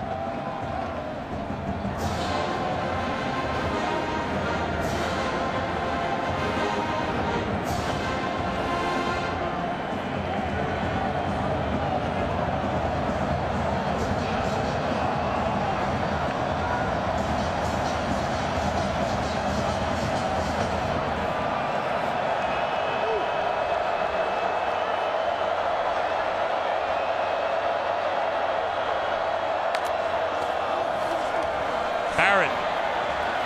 Incomplete behind McLaurin. That's a 3rd down stop for USC. Just see what pressure does. You saw it with Darnold, and we've seen it all night long on the other side. That 1st down incompletion. And we've called Nwosu's name quite a bit tonight. Nwosu is just a difference maker. He is relentless in his effort and his want to. And just enough, you got to get him off of his spot. If you've done it on the other side to Darnold, you're going to try to do the same thing to J.T. Barrett. And that's advantage. The more USC and Clancy Pendergast can get Ohio State into those 3rd down passing situations, the more opportunities they have to force these punts. Drew Chrisman just gets it away, and what a kick it is. Spiraling behind Ajane Harris, and a big break for USC as it hops into the end zone. Out to the 20-yard line for the Trojans when we come back.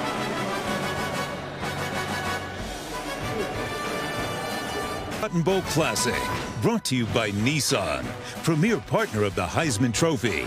Taco Bell, where you can experience the power of the dollar. AT&T. At Northwestern Mutual, spend your life living. Sad, just be able to play. It was my last game being with all my brothers, my teammates who I've been with for 4 years, just seeing everybody grow, seeing everybody, just overcome challenges and adversity, being through all the ups and downs them together, just all those memories to come to an end, so it's always sad. Well, no player has grown more under Clay Helton than Uchenna Nwosu. He was a frustrated freshman, barely played, fought with a teammate, was sent home from the Holiday Bowl, and he said that was a turning point for him. And Helton went out of his way to put his arm around him, mentor him, and now Todd McShay has him listed as the number 9 outside linebacking prospect in the upcoming NFL draft. To the ground, Ronald Jones gets to the edge, picks up 4.5. Tyquan Lewis tripped him up. And that's positive. And we've seen many of these that are 0 or 1 or 2 or going the wrong way. That is positive. That is getting and sealing that edge. And this is staying on schedule, which is what you have to do. That opens up your movement and your play pass. Allows you to dictate instead of that front and that pass rush on the other side that's had their way. 39 yards rushing for Jones. This time a blast up the middle for Ced Ware. That's about as impressive as we have seen the run game look in tonight's game for USC. Picked up 13. Here's a little bit more of that tempo, and the only way you can do that is to move the chains. That's what they wanted to do. And they at least show it. Trying to get that defense to remain on the field, about the same area they took that shot in the play pass game on the previous drive.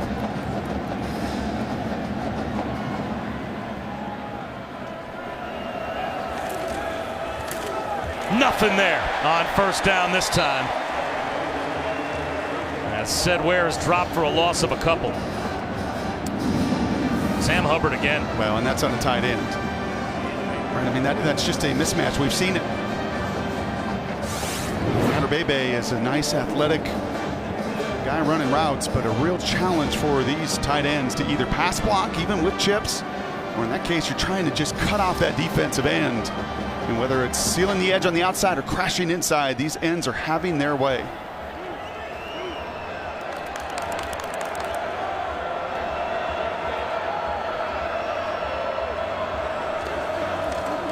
Darnold, long throw towards the sideline, trying to wall his man off was Michael Pittman, and it's broken up by Kendall Sheffield. Now it's 3rd down and 12.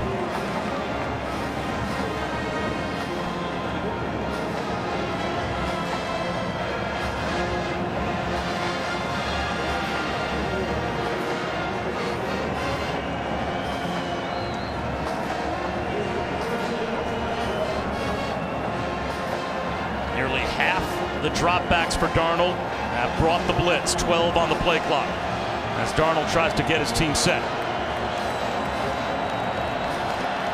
Calls for the ball with 5 on the clock. And a false start.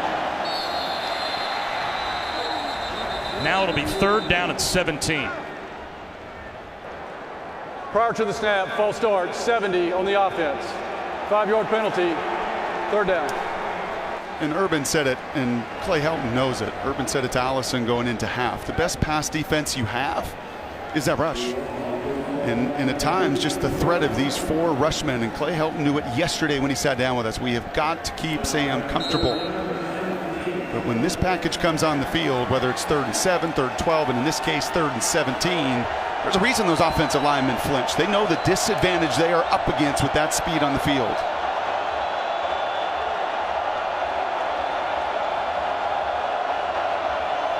It's another blitz. Sam Darnold extending the play, fires one across his body, right to the 1st down marker. And Deontay Burnett's got it. What a terrific reset and delivery from Darnold. And that's what the elite ones do. That's what they do. How are you going to beat that group up front? You see finally a little bit of emotion from USC on that side as well. I got you outnumbered, I got you beat, I'm going to move you off your spot, but that's okay. I'm going to set my feet and still find a way to move the chains in 3rd and 17. That was special. That was. Those are the plays. Those are the ones. Those are the highlight reels that you're going to see these scouts make. And man, there's just not many that can do that. Ronald Jones into the secondary, tripped up. Jordan Fuller got him down, but not before Jones got inside the 35. Down to the Buckeye 34-yard line, picking up 16. Just look at the life it gives you. That energy and that momentum, the defense getting their stops here. And USC finally giving this stadium and some of their fans and their sidelines a little bit of juice.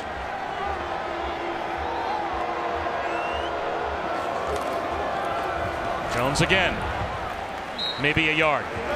You guys were mentioning what NFL scouts are seeing from Sam Darnold on the field tonight. Well, I can tell you when it comes to off the field, it's going to be all positive. Spent a little time with him this week. He is so impressive of a young man. And one of the things I loved, he told us, he said he learned from Deshaun Watson to set a goal for every month.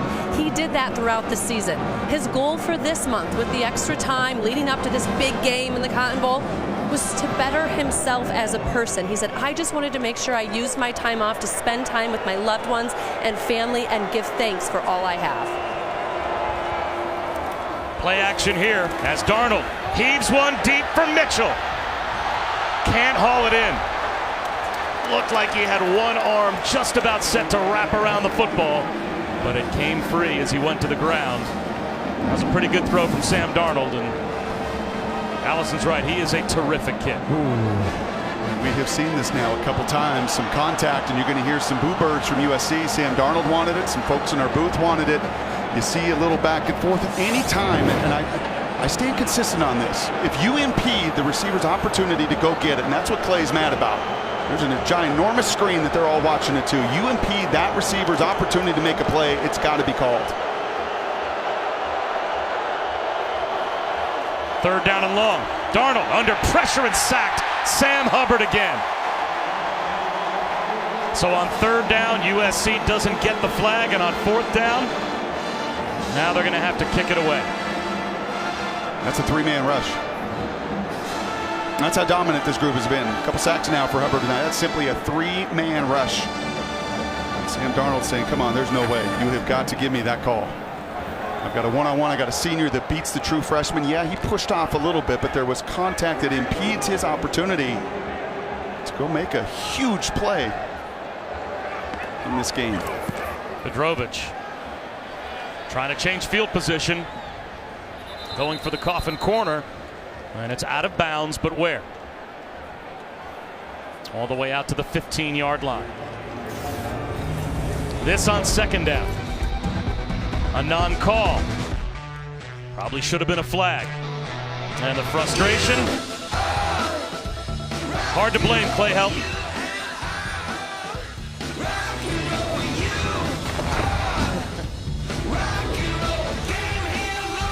Presented by Goodyear, watching over the hard work and determination of blimp-worthy athletes for over 60 years. Goodyear, official sponsor of the college football playoff.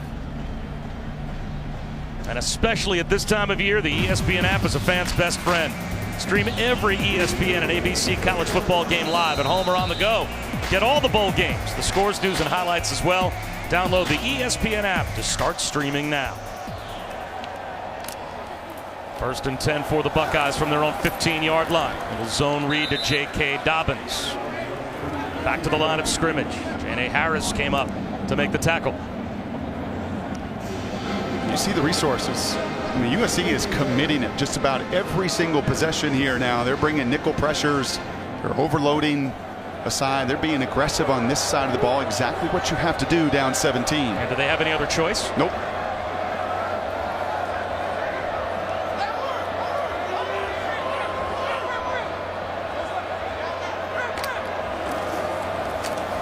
Dobbins patiently allowing the blocks to set up in front of him.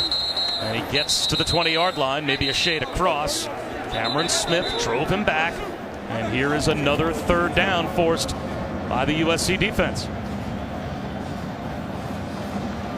3rd and 4.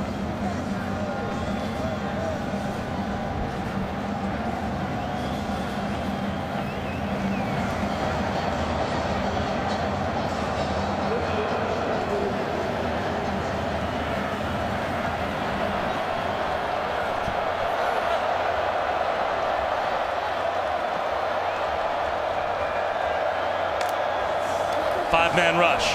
Barrett, well protected, slings one to the sideline, broken up, and a flag out. Oh, that is going to infuriate the USC sideline as Austin Mack bumped by Jack Jones. Let's get the call.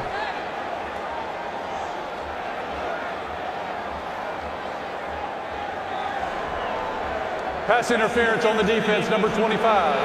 The ball will be placed at the spot of the foul, automatic, 1st down. And even if it's a good call, it's just that it came on the heels of a missed call when USC had the football, as they should have had a pass interference called in the end zone. I'll stand by what I said earlier. If you impede the receiver's opportunity to go back and catch it, and you did, that should be pass interference. And it should have been on the other side.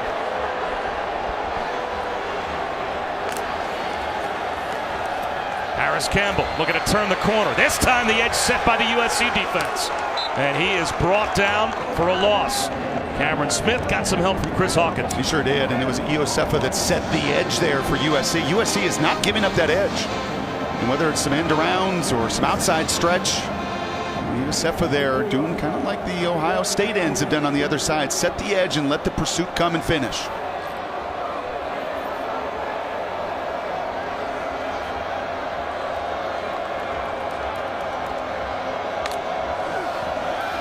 Blitz, Barrett over the middle. Marcus Baugh, 4 yards shy of a 1st down, so it brings up another 3rd down and 4. Pace here from Urban.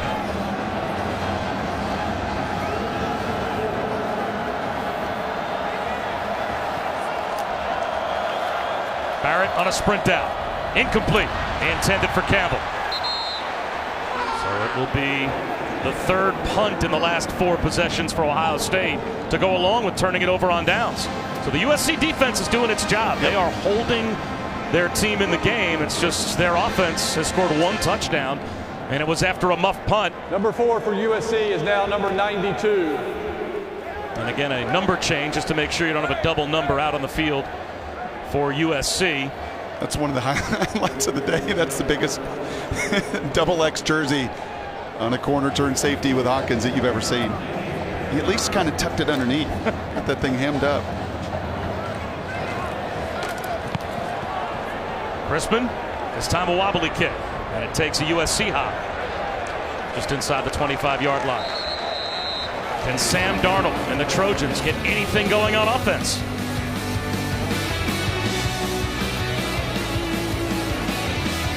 Turn to the Goodyear Cotton Bowl Classic. Bob Wischusen, Brock Ewart, Allison Williams here in Arlington. Now there are a lot of folks here obviously from Ohio rooting against Sam Darnold, but maybe they'll be rooting for him before too long. Remember that Buckeye fan is a Browns fan. He might be rooting against Sam Darnold tonight, but he could see himself as a Sam Darnold fan before too long if he does indeed come out, and maybe he goes #1 to the Browns. Play action here. Comeback route. Fighting for it is Michael Pittman, and he makes a contested catch in front of the true freshman Okudah at the 41-yard line. He's good. We saw him earlier with the one-handed catch, 6'4", 215. And that's exactly what you're going to get. Against these corners on the outside, it is going to be contested. You're going to have to fight through contact and at times even penalties. It's well done for Pittman. Gain of 18.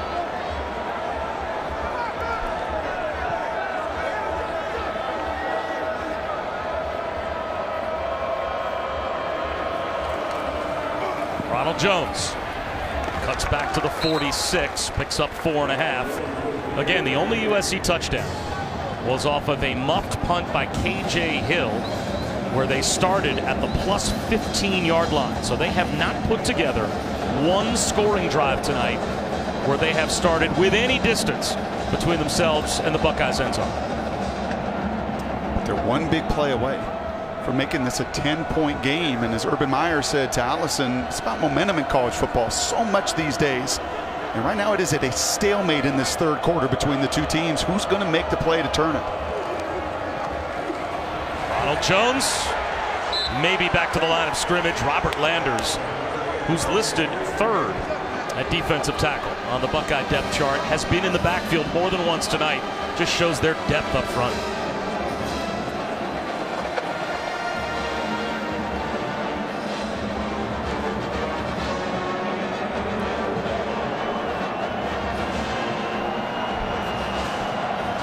Big third down here for USC. Will it happen before the end of the third quarter as Darnold looks over and he's running out of time if he wants to snap the ball? They're going to go to the fourth quarter.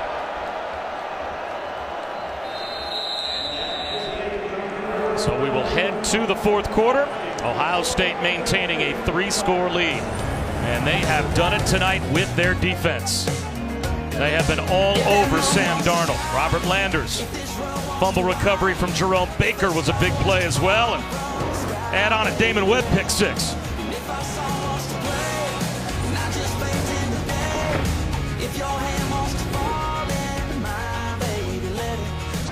Nearly half the dropbacks tonight for Sam Darnold. He has either been hurried, hit, or sacked by the defensive front for Ohio State, and facing 3rd down and 4 to start the fourth quarter of the Goodyear Cotton Bowl Classic. Bob Wischusen here with Brock Ewart, Allison Williams, trying to keep the game alive. Big 3rd down to start the fourth quarter for Sam Darnold.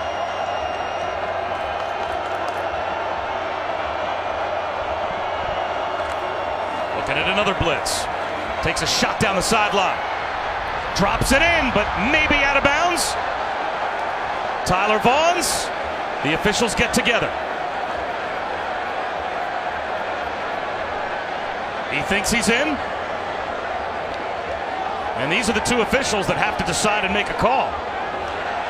It looks like they're going to give him the catch. The ruling on the field is a completed pass.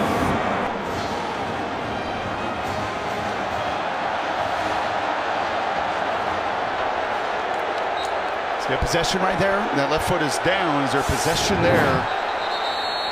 They tried to get a snap off before replay could buzz down and didn't get it done. The previous play is under further review. The ruling on the field was a completed pass. Well, we had them up tonight. We've had a couple spots on both sides. I think they've gotten those right. We had a play earlier with Burnett in that first quarter. Catch, no catch, survival with the ground. Is there possession here of the ball with that left foot down? The ruling on the field is a completed catch. So it has to be indisputable that his foot is coming off the turf before he has possession of the football. And if we freeze frame it and it's in his hands and that left toe's still down, I'm not sure how you would be able to take away the call on the field once they set that precedent. I am not sure how you completed that pass 40 yards down the field with that little room to the boundary. I mean, there was no margin for error in any phase of that.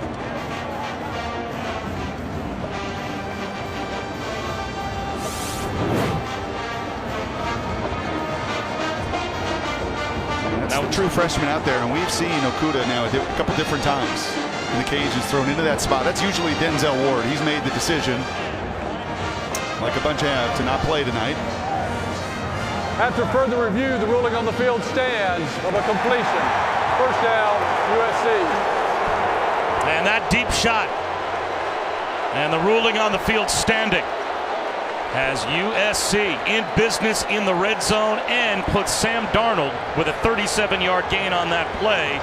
Over 4,000 yards this season. The first USC quarterback to ever break 4,000 yards passing in a season. It was the tight end previously in the red zone running away from coverage. A nifty little play, man-to-man coverage they expect down here. Who can you create some separation running away from? Ronald Jones can't create separation there. Dragged back by Jalen Holmes. No gain on first down. Well, when you don't block them, you have no chance. That's on the grade sheet. That's called NC. That's a no chance.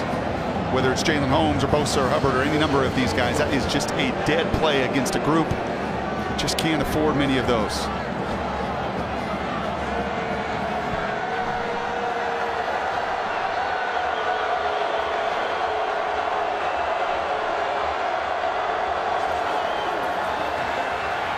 Darnold floating one for Burnett. Incomplete. And Burnett had a step.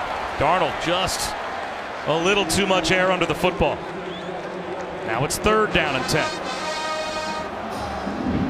And what a route here from Burnett. And you could see Darnold right there. This is a little double move. This is a little spin move here. A little spin cycle, getting exactly what you want. Sometimes as a QB, those are hard.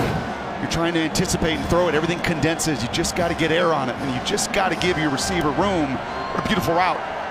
Once again, unfortunately, a lack of execution. That's a touchdown.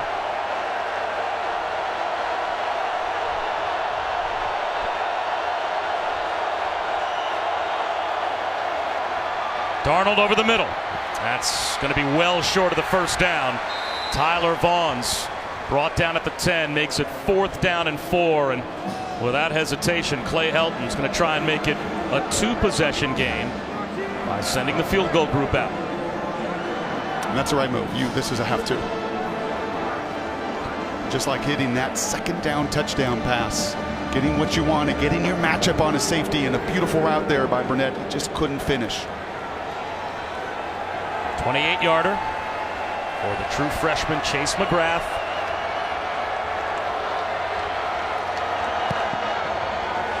Hits the upright. Back in play. And the ball is dead when it hits the upright.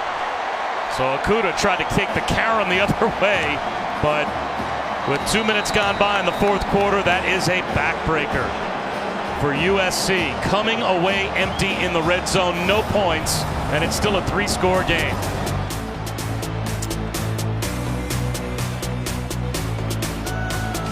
And Helton's reaction says it all.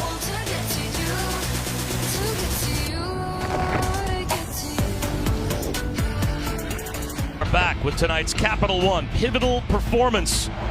Damon Webb, he's got a couple of takeaways tonight. He actually had a game-clinching interception to end the Big Ten championship game, and he set up the first 2 scores of the night for Ohio State. Fumble recovery on Deontay Burnett, pick 6 of Sam Darnold, and it's still a 3-score lead after the missed field goal for Ohio State, starting now at their own 20-yard line. And this tests the resolve of this defensive group, who has been really good in this second half. Really done all they can. Possession after possession after possession. They've got to continue to dig deep. Weber to the 26-yard line. Fatu dragged him down. It'll be 2nd down and 4. This is a pretty clear and telling statistic. When they get it done in the other phases, special teams, defensive, put points on the board, they don't lose.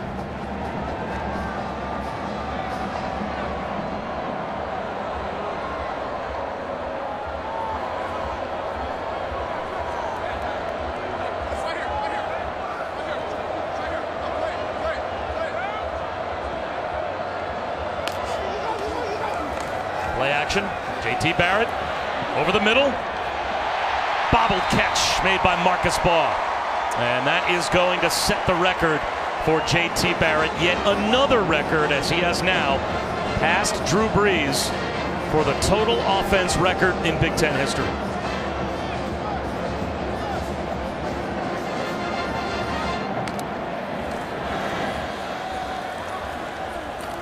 Weber driven back after a gain of about 1.5 yards. Cameron Smith made the stop for USC.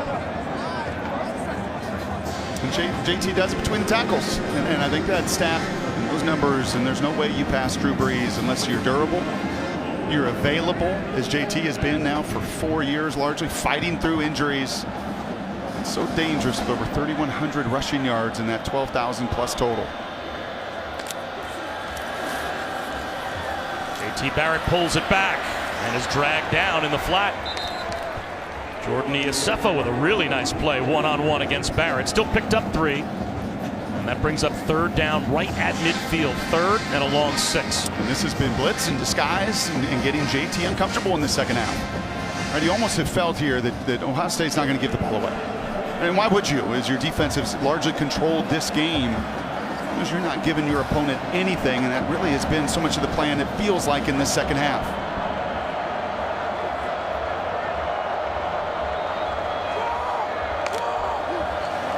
Four-man rush. Under pressure is Barrett.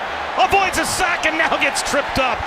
Nwosu didn't quit. And Barrett nearly escaped. That'll be 4th down, and that will get USC the football back. And that will be another teaching tape stunt. You just don't do it better than that. And you show all sorts of different pictures. You're moving personnel around. You're getting the QB thinking.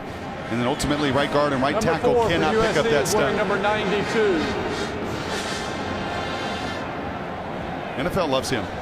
I'm talking to NFL people. They love the versatility of Nwosu and his ability to do so many things around the line of scrimmage.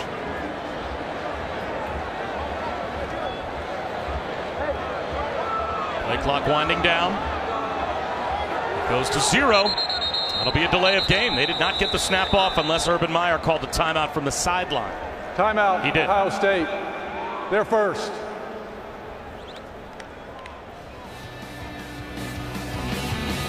Just under 10 minutes to go. USC about to get the football back. He's up 17. And he's not happy.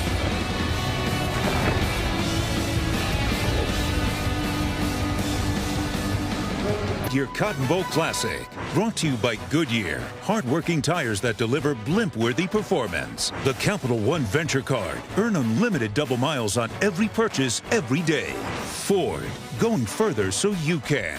And Chick-fil-A, party season is Chick-fil-A catering season. Order now.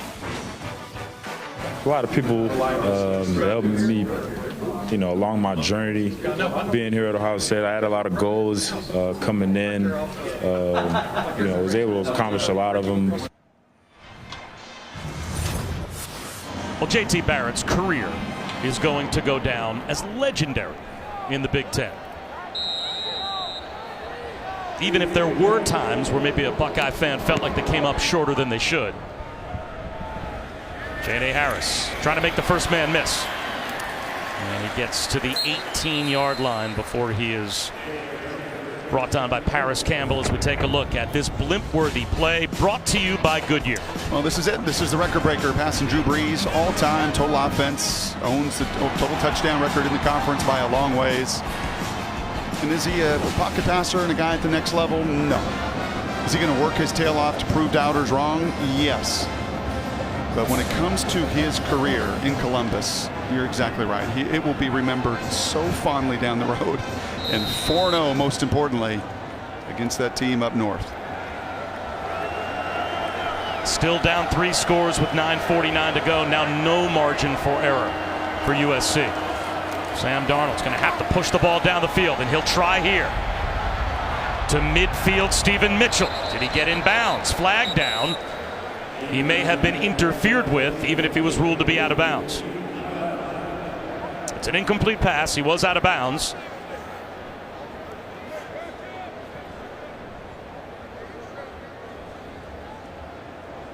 Holding on the defense, number 8. Penalty is 10 yards from the previous spot, automatic first down. That's on Kendall Sheffield.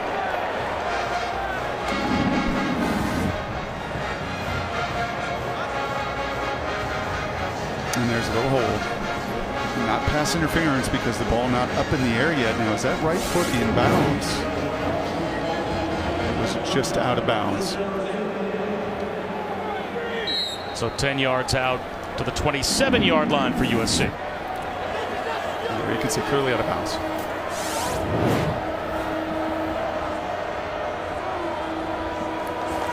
Four-man rush. Darnold on the slant, finds Burnett. Close to a first down. Brought down about a yard shy by Damon Webb. Gosh, when you look at these last couple possessions, the near and should have been pass interference call in the end zone. A missed field goal on the previous possession, and what this game could be in these moments because the defense has held their own. It's probably also time to pick up the pace here, and you don't want many snaps under 20 seconds on that play clock from here forward. USC got a very friendly spot. That was a first down without measurement.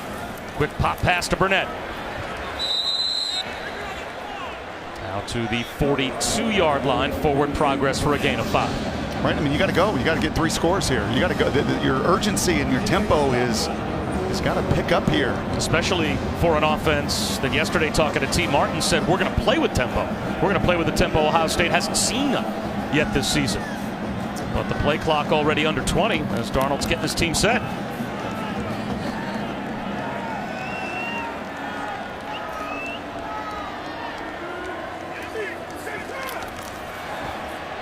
Shot down the field. That's dropped in. Tyler Vaughns makes a terrific catch. Out of bounds at the Buckeye 27. You see it, it's the same coverage. I mean, Greg Schiano is not going to deviate from who they are and what they do. They're going to play man-to-man coverage, and a beautiful job of creating so much space that time to the boundary, not getting pushed into the white.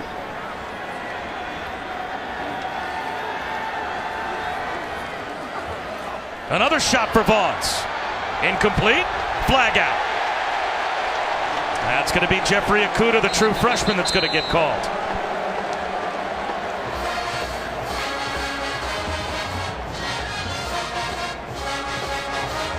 Pass interference on the defense, number 29.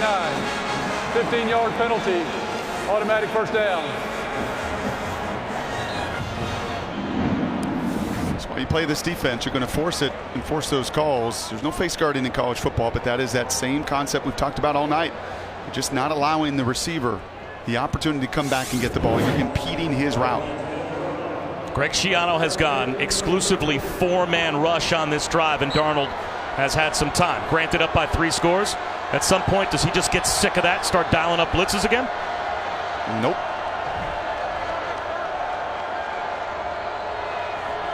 Another 4-man rush. Darnold under pressure, hit from behind. The ball's out. Is it another USC giveaway? Robert Landers, he's got the fumble recovery. Jalen Holmes with the rush on Darnold. And the frustration continues for the USC quarterback. What a play by Holmes.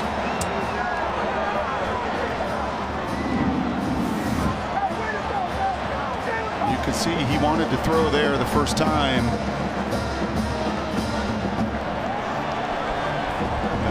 Is that arm coming forward is the call in the judgment, or is the ball out before that long delivery is moving forward, and that's why you don't 4-man rush, because the 3 previous snaps, yeah, they hit their shot. Got a holding call, pass interference, but there were guys in his face repeatedly. And he has to double clutch there, and as of now, the 4th takeaway for Schiano's defense.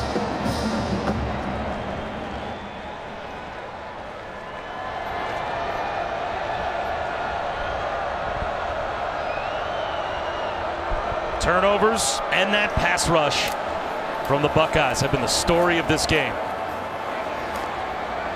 J.K. Dobbins jitterbugging out to about the 18-yard line. Marvell Tell made the stop. Well, they'll be the story of Sam Darnold if he decides here in the next couple weeks that he's done as a Trojan as well. Every one of those will be studied. And if he goes pro, he'll sit down with John Gruden, and the takeaway reel, turnover reel will be shown, every single one of those as far as the ball security goes, and making that top priority. Dobbins. A couple of yards shy of a first down. Iosefa made the stop. The Trojans going to kick themselves a little bit in the second half. But in that first half, they were overwhelmed physically. But this defense, give Clancy Pendergast and his defensive staff a ton of credit here in the second half. They've been aggressive. They've mixed their coverages and looks. They've gotten off the field for Clay Helton on third downs. Given that offense every opportunity. Missed field goal, couple turnovers, lack of execution down in the red zone. The difference in the second half. JT Barrett short of the first down. Chris Hawkins made the stop, so it's another stop defensively for USC. And now Clay Helton's going to call timeout and use his first to stop the clock with 6:48 to go. Timeout, USC. They're first. Please reset the game clock to 6:50. 6:50. Step aside for just a moment. Aerial coverage provided by Goodyear. When Mother Nature blitzes, you'll need the very best traction on and off the field. You'll need weather ready. Goodyear, more driven. Bob Wischusen and Brock Ewart, Allison Williams back at the Goodyear Cotton Bowl Classic. Past the midway point of the fourth quarter. And New Year's Day, 12:30 Eastern on ESPN. ESPN Deportes and the ESPN app. It's the Chick-fil-A Peach Bowl. Number 12 UCF trying to finish off an undefeated season as they take on Auburn in Atlanta. A punt down to Ajane Harris, and he is bottled up inside the 30-yard line. Brock Ewart, Allison Williams, that's your next stop. Another New Year's Six bowl game for you guys on Monday. Yeah, and I think there will be a similar theme and conversation just about a group up front. And Auburn is so good in their front seven. And will Central Florida be able to block them and utilize all their talent and speed? I mean, a very similar conversation what we had with Clay Helton last night. I mean, he knew this and where this game would be decided. You've got to be able to protect up front. And then obviously in this one, it's been the miscues. It's been the 4 giveaways, and you just can't afford that against a quality opponent like the Buckeyes.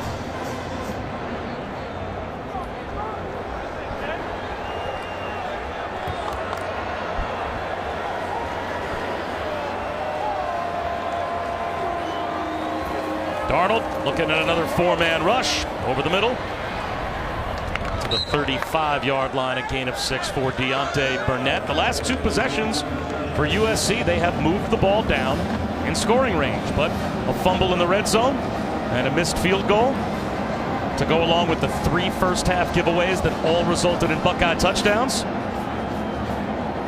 There's a lot to regret if you're USC, assuming they run out of time in the last 6 minutes.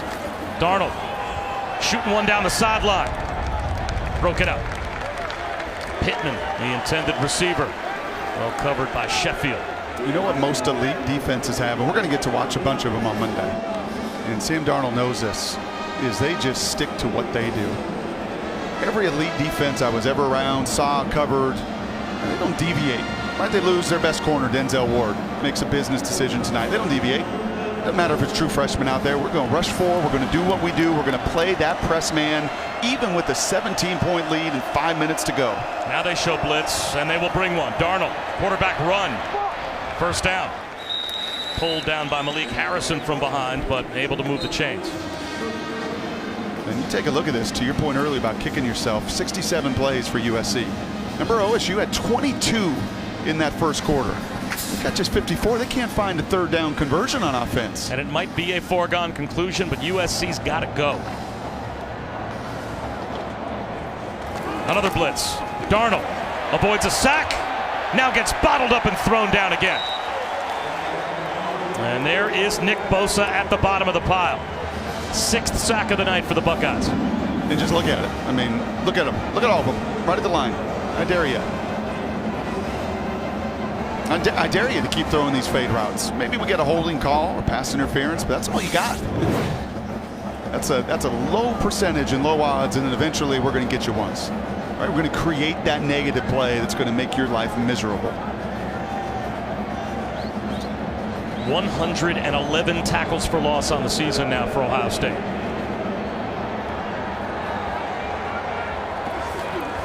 Counter handoff to Ronald Jones. Nothing easy. a yard, and it'll be 3rd down and 15.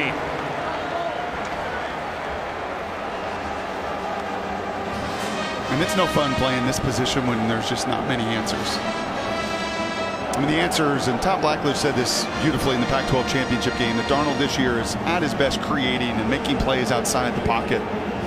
There's also times when you play these defenses that, I mean, you got to win one-on-one. You got to beat man coverage. You got to make those plays, but you're just playing into the hands. And again, look at this. They're just daring you.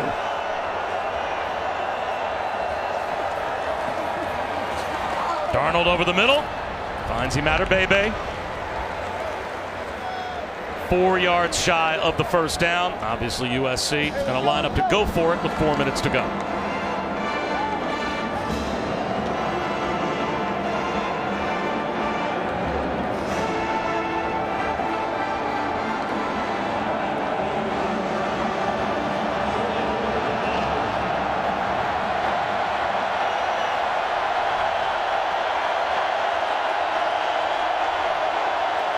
Another USC blitz look as on the slant, Burnett is able to make the catch. Once again, Ohio State brings pressure, and that time the protection for USC just held up enough. There's one thing that no Buckeye fan can ever say is, wow, we shouldn't have gone to prevent. They don't have that in the playbook for Greg Schiano and Urban Meyer, continuing to be aggressive, continuing to be who they are.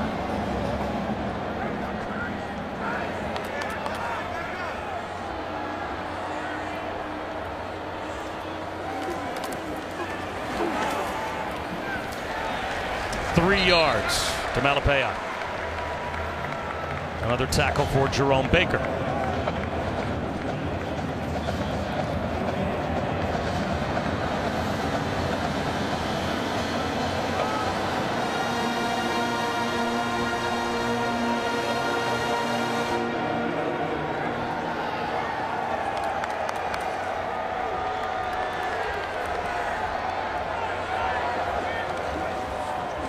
Darnold steps up.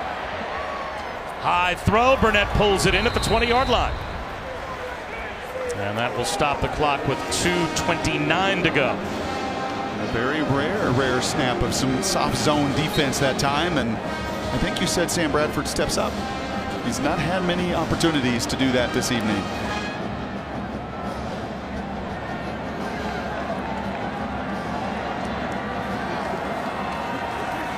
Darnold under pressure, and what else is new for that Ohio State Buckeye defensive front? The pocket collapses, sack number 7. It looks like the true freshman Chase Young gets in on the act. A timeout is called by USC. So we'll step aside just for a moment, come back to Arlington.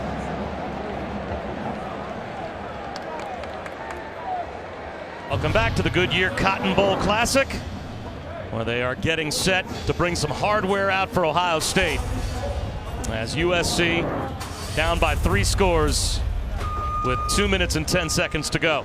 And stay tuned for the Ford Escape postgame. After the game, we will have postgame reaction, the trophy celebration, interviews with Allison down on the field. And that is a nice piece of hardware that the Buckeyes should be lifting as champions of the Goodyear Cotton Bowl Classic. Sam Darnold playing for pride and trying to keep the game alive. Wheels to the sideline, takes a heavy hit out of bounds, and there's the flag. Malik Harrison gives him a shove, and now after the play is over, said where a running back comes over and takes a shot at Malik Harrison. That draws another flag, and now you want to make sure that we do not have anything ugly break out, with Clay Helton in the middle of it trying to keep his team away from those Buckeyes players. And this altercation's not over yet, another flag out.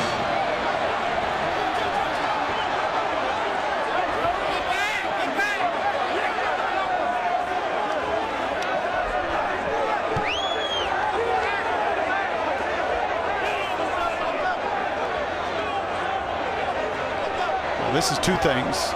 This is immense frustration for a very proud conference champion in USC. They got bullied tonight. They just could not do anything, especially offensively. And then number 2, this is protecting your quarterback. This shows you the love and the admiration that Sam Darnold has, not just with his offensive players, with the entirety of his team. And again, over 3 days in Dallas, that's the thing that resonated to all of us more than anything else, is how much respect and command he has for this team. And Helton, I know, is frustrated. He does not like that kind of extracurricular activity.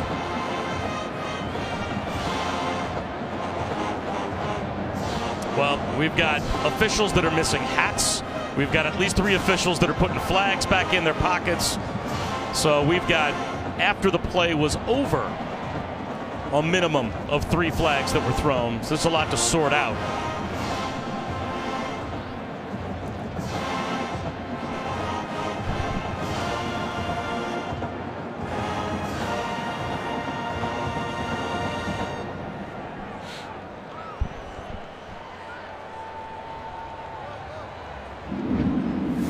And another look at the hit by Malik Harrison, with Darnold getting to the sideline and taking an extra shove. And then you could see Ced Ware, number 28, backup running back, coming over.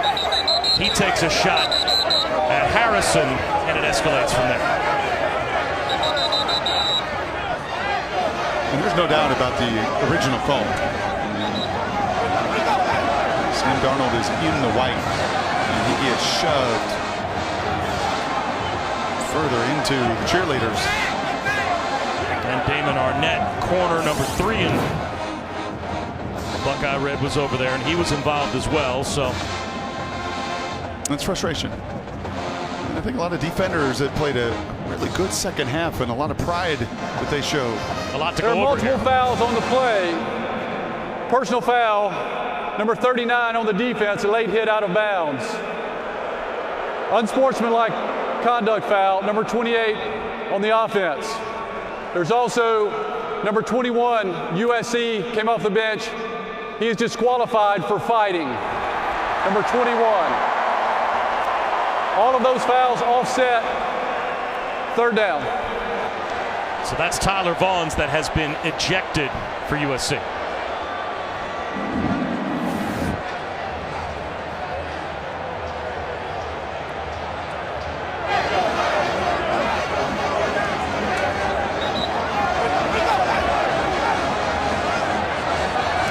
Coming over, I guess, just that little shove was USC number 21 on the offensive side of the ball is not disqualified.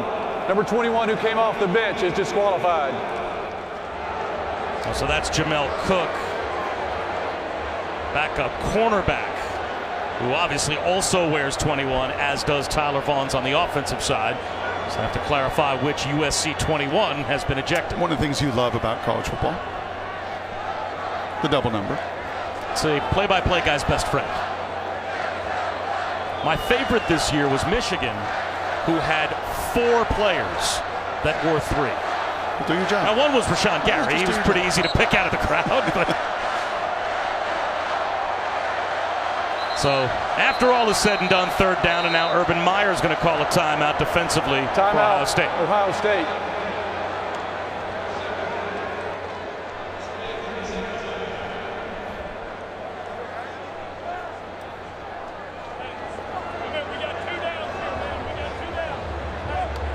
So with under 2 minutes to go, and a game that is all but decided, the Buckeyes are on their way to winning this Goodyear Cotton Bowl Classic.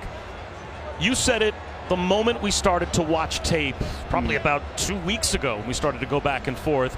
This is going to be, if USC can avoid it, their toughest physical mismatch of the season. That's the way it's played out. That pass rush has created those turnovers more often than not today for the Buckeyes. Yeah, I think maybe outside Notre Dame. We saw Notre Dame this year. That's an awfully physical team, a veteran team, some NFL offensive linemen and defensive linemen, and they really pushed USC around. They've just not faced a lot of this.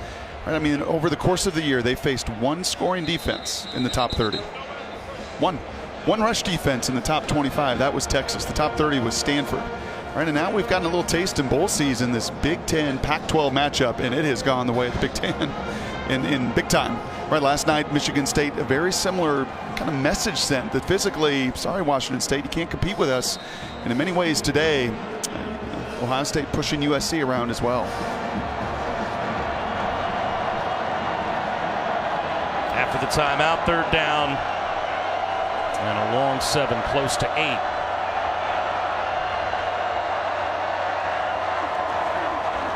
Darnold, corner route, incomplete.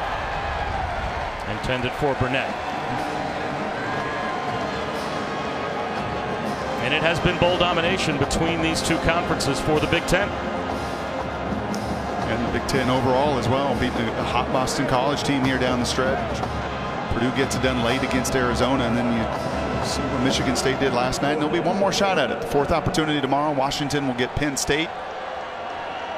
If we've learned anything right now, Washington is going to have to match the physical level of that Big Ten, and especially that Big Ten East. Darnold on fourth down. To the sideline. Burnett. Is he short of the line to gain? Trying to figure out where to spot the football. And he may have just barely come up short, at least based on our first down line. But now the officials say, without measurement, it is first and goal at the 10-yard line. Now, if you were a member of the committee, having seen what you have seen tonight, are you thinking at all about Ohio State? Maybe they should have been in the top 4? You know what I'm thinking? What happened in Iowa City?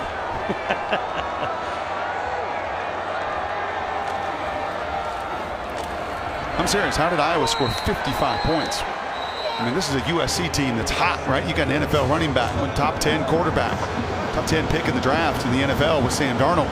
A team that was going up and down the field, right? Scoring 30 plus a game, and they've got 7 tonight. Coming up on SportsCenter with SVP as soon as we're done here at the Cotton Bowl Classic. We will assess Sam Darnold's NFL future and what may have been his final game tonight with USC. Also, Kirk Herbstreit's reaction as he has taken in our game. And Westbrook, Giannis, a controversial finish, a buzzer beater that maybe should have been reviewed. It's all on SportsCenter after the Goodyear Cotton Bowl Classic with SVP coming up on ESPN. And I'm also thinking, and we have seen this for years and years and years, the dominant defensive lines just set the tone. And it's what Clemson's going to bring to the table in that matchup. Two really good dominant groups. I think Clemson, #1 in all of America, and this is the #2 defensive line, and it's expressed itself over the course of this game.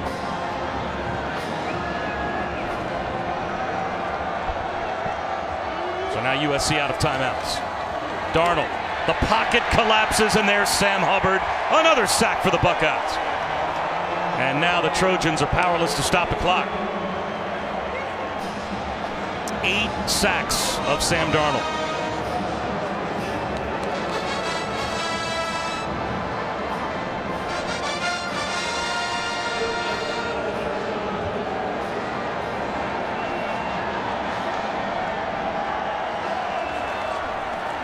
Darnold running for his life again. Heaves one, a jump ball in the end zone. Broke it up.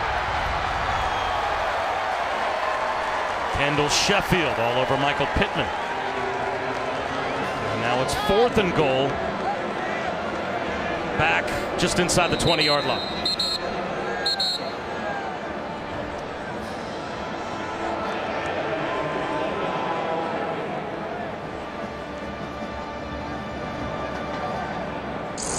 Injury on the field, so Ohio State and Alabama. That was obviously the decision that the committee made. They looked at Alabama, and Alabama, you can make an argument, be a points favorite against all 3 of the other teams in the playoff. They got in. Ohio State was left out. 20/20 hindsight, what do you think? I think they got it right. I think, unfortunately, it's just this. And conference champions do matter, but that loss in Iowa City is just one that I'm sure in that committee it was hard to fathom and understand. And even just watching this over the course of this game tonight, 35 points a game USC was scoring. And to think that the Hawkeyes would put 55 on the board is just, I'm sure that was a conversation over the course of that entire weekend. Yep. And also the argument that got Ohio State into the college football playoff last year, you can't then use to get them the opposite argument in this year. Last year, they were Alabama. They were the non-conference champion that actually lost head-to-head to Penn State. Penn State went on to win the Big Ten, and they got Penn State's spot. But you and I know, could they play against Georgia and Oklahoma? They played Oklahoma down to the wire. Absolutely. can match up with any of those teams when you got a group in their front four like they've got. One more chance for Sam Darnold to try and throw one in the end zone. And the Buckeyes not letting up. They bring an all-out blitz. And Darnold heaves it to nowhere. A turnover on downs. And Urban Meyer's team is one victory formation knee away. And that's just no fun. I mean, it's just no fun to play that position. And you know what? There have been stretches this year for Sam that have been no fun. And Clay knows it. Son of an O-line coach, he knows it. He knows it that if you just become one-dimensional, which is what they became tonight, and you're going to get every blitz known to man and man coverage outside, and Urban's not, with Greg Schiano, is just not going to let up.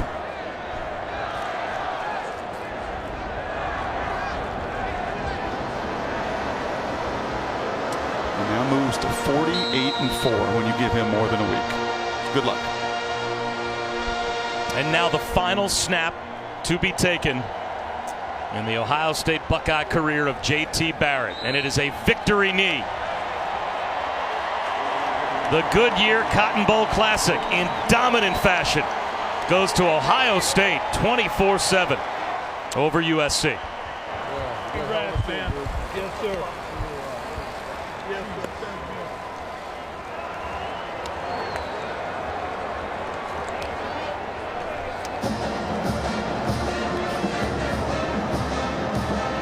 That's two of the best right there. As J.T. Barrett with some words of consolation for Sam Darnold. And the Bosa tradition just keeps on rolling in Columbus, as 3 of the last 4 Big Ten defensive linemen of the year have had the last name Bosa, twice for Joey, this year for Nick. He's only a sophomore. He'll be back next year. And Urban Meyer just keeps on churning out wins in Columbus.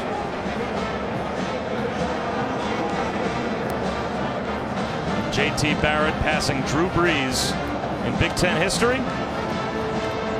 as he's got more total yards than any other player in the history of the conference. Let's go down to Allison.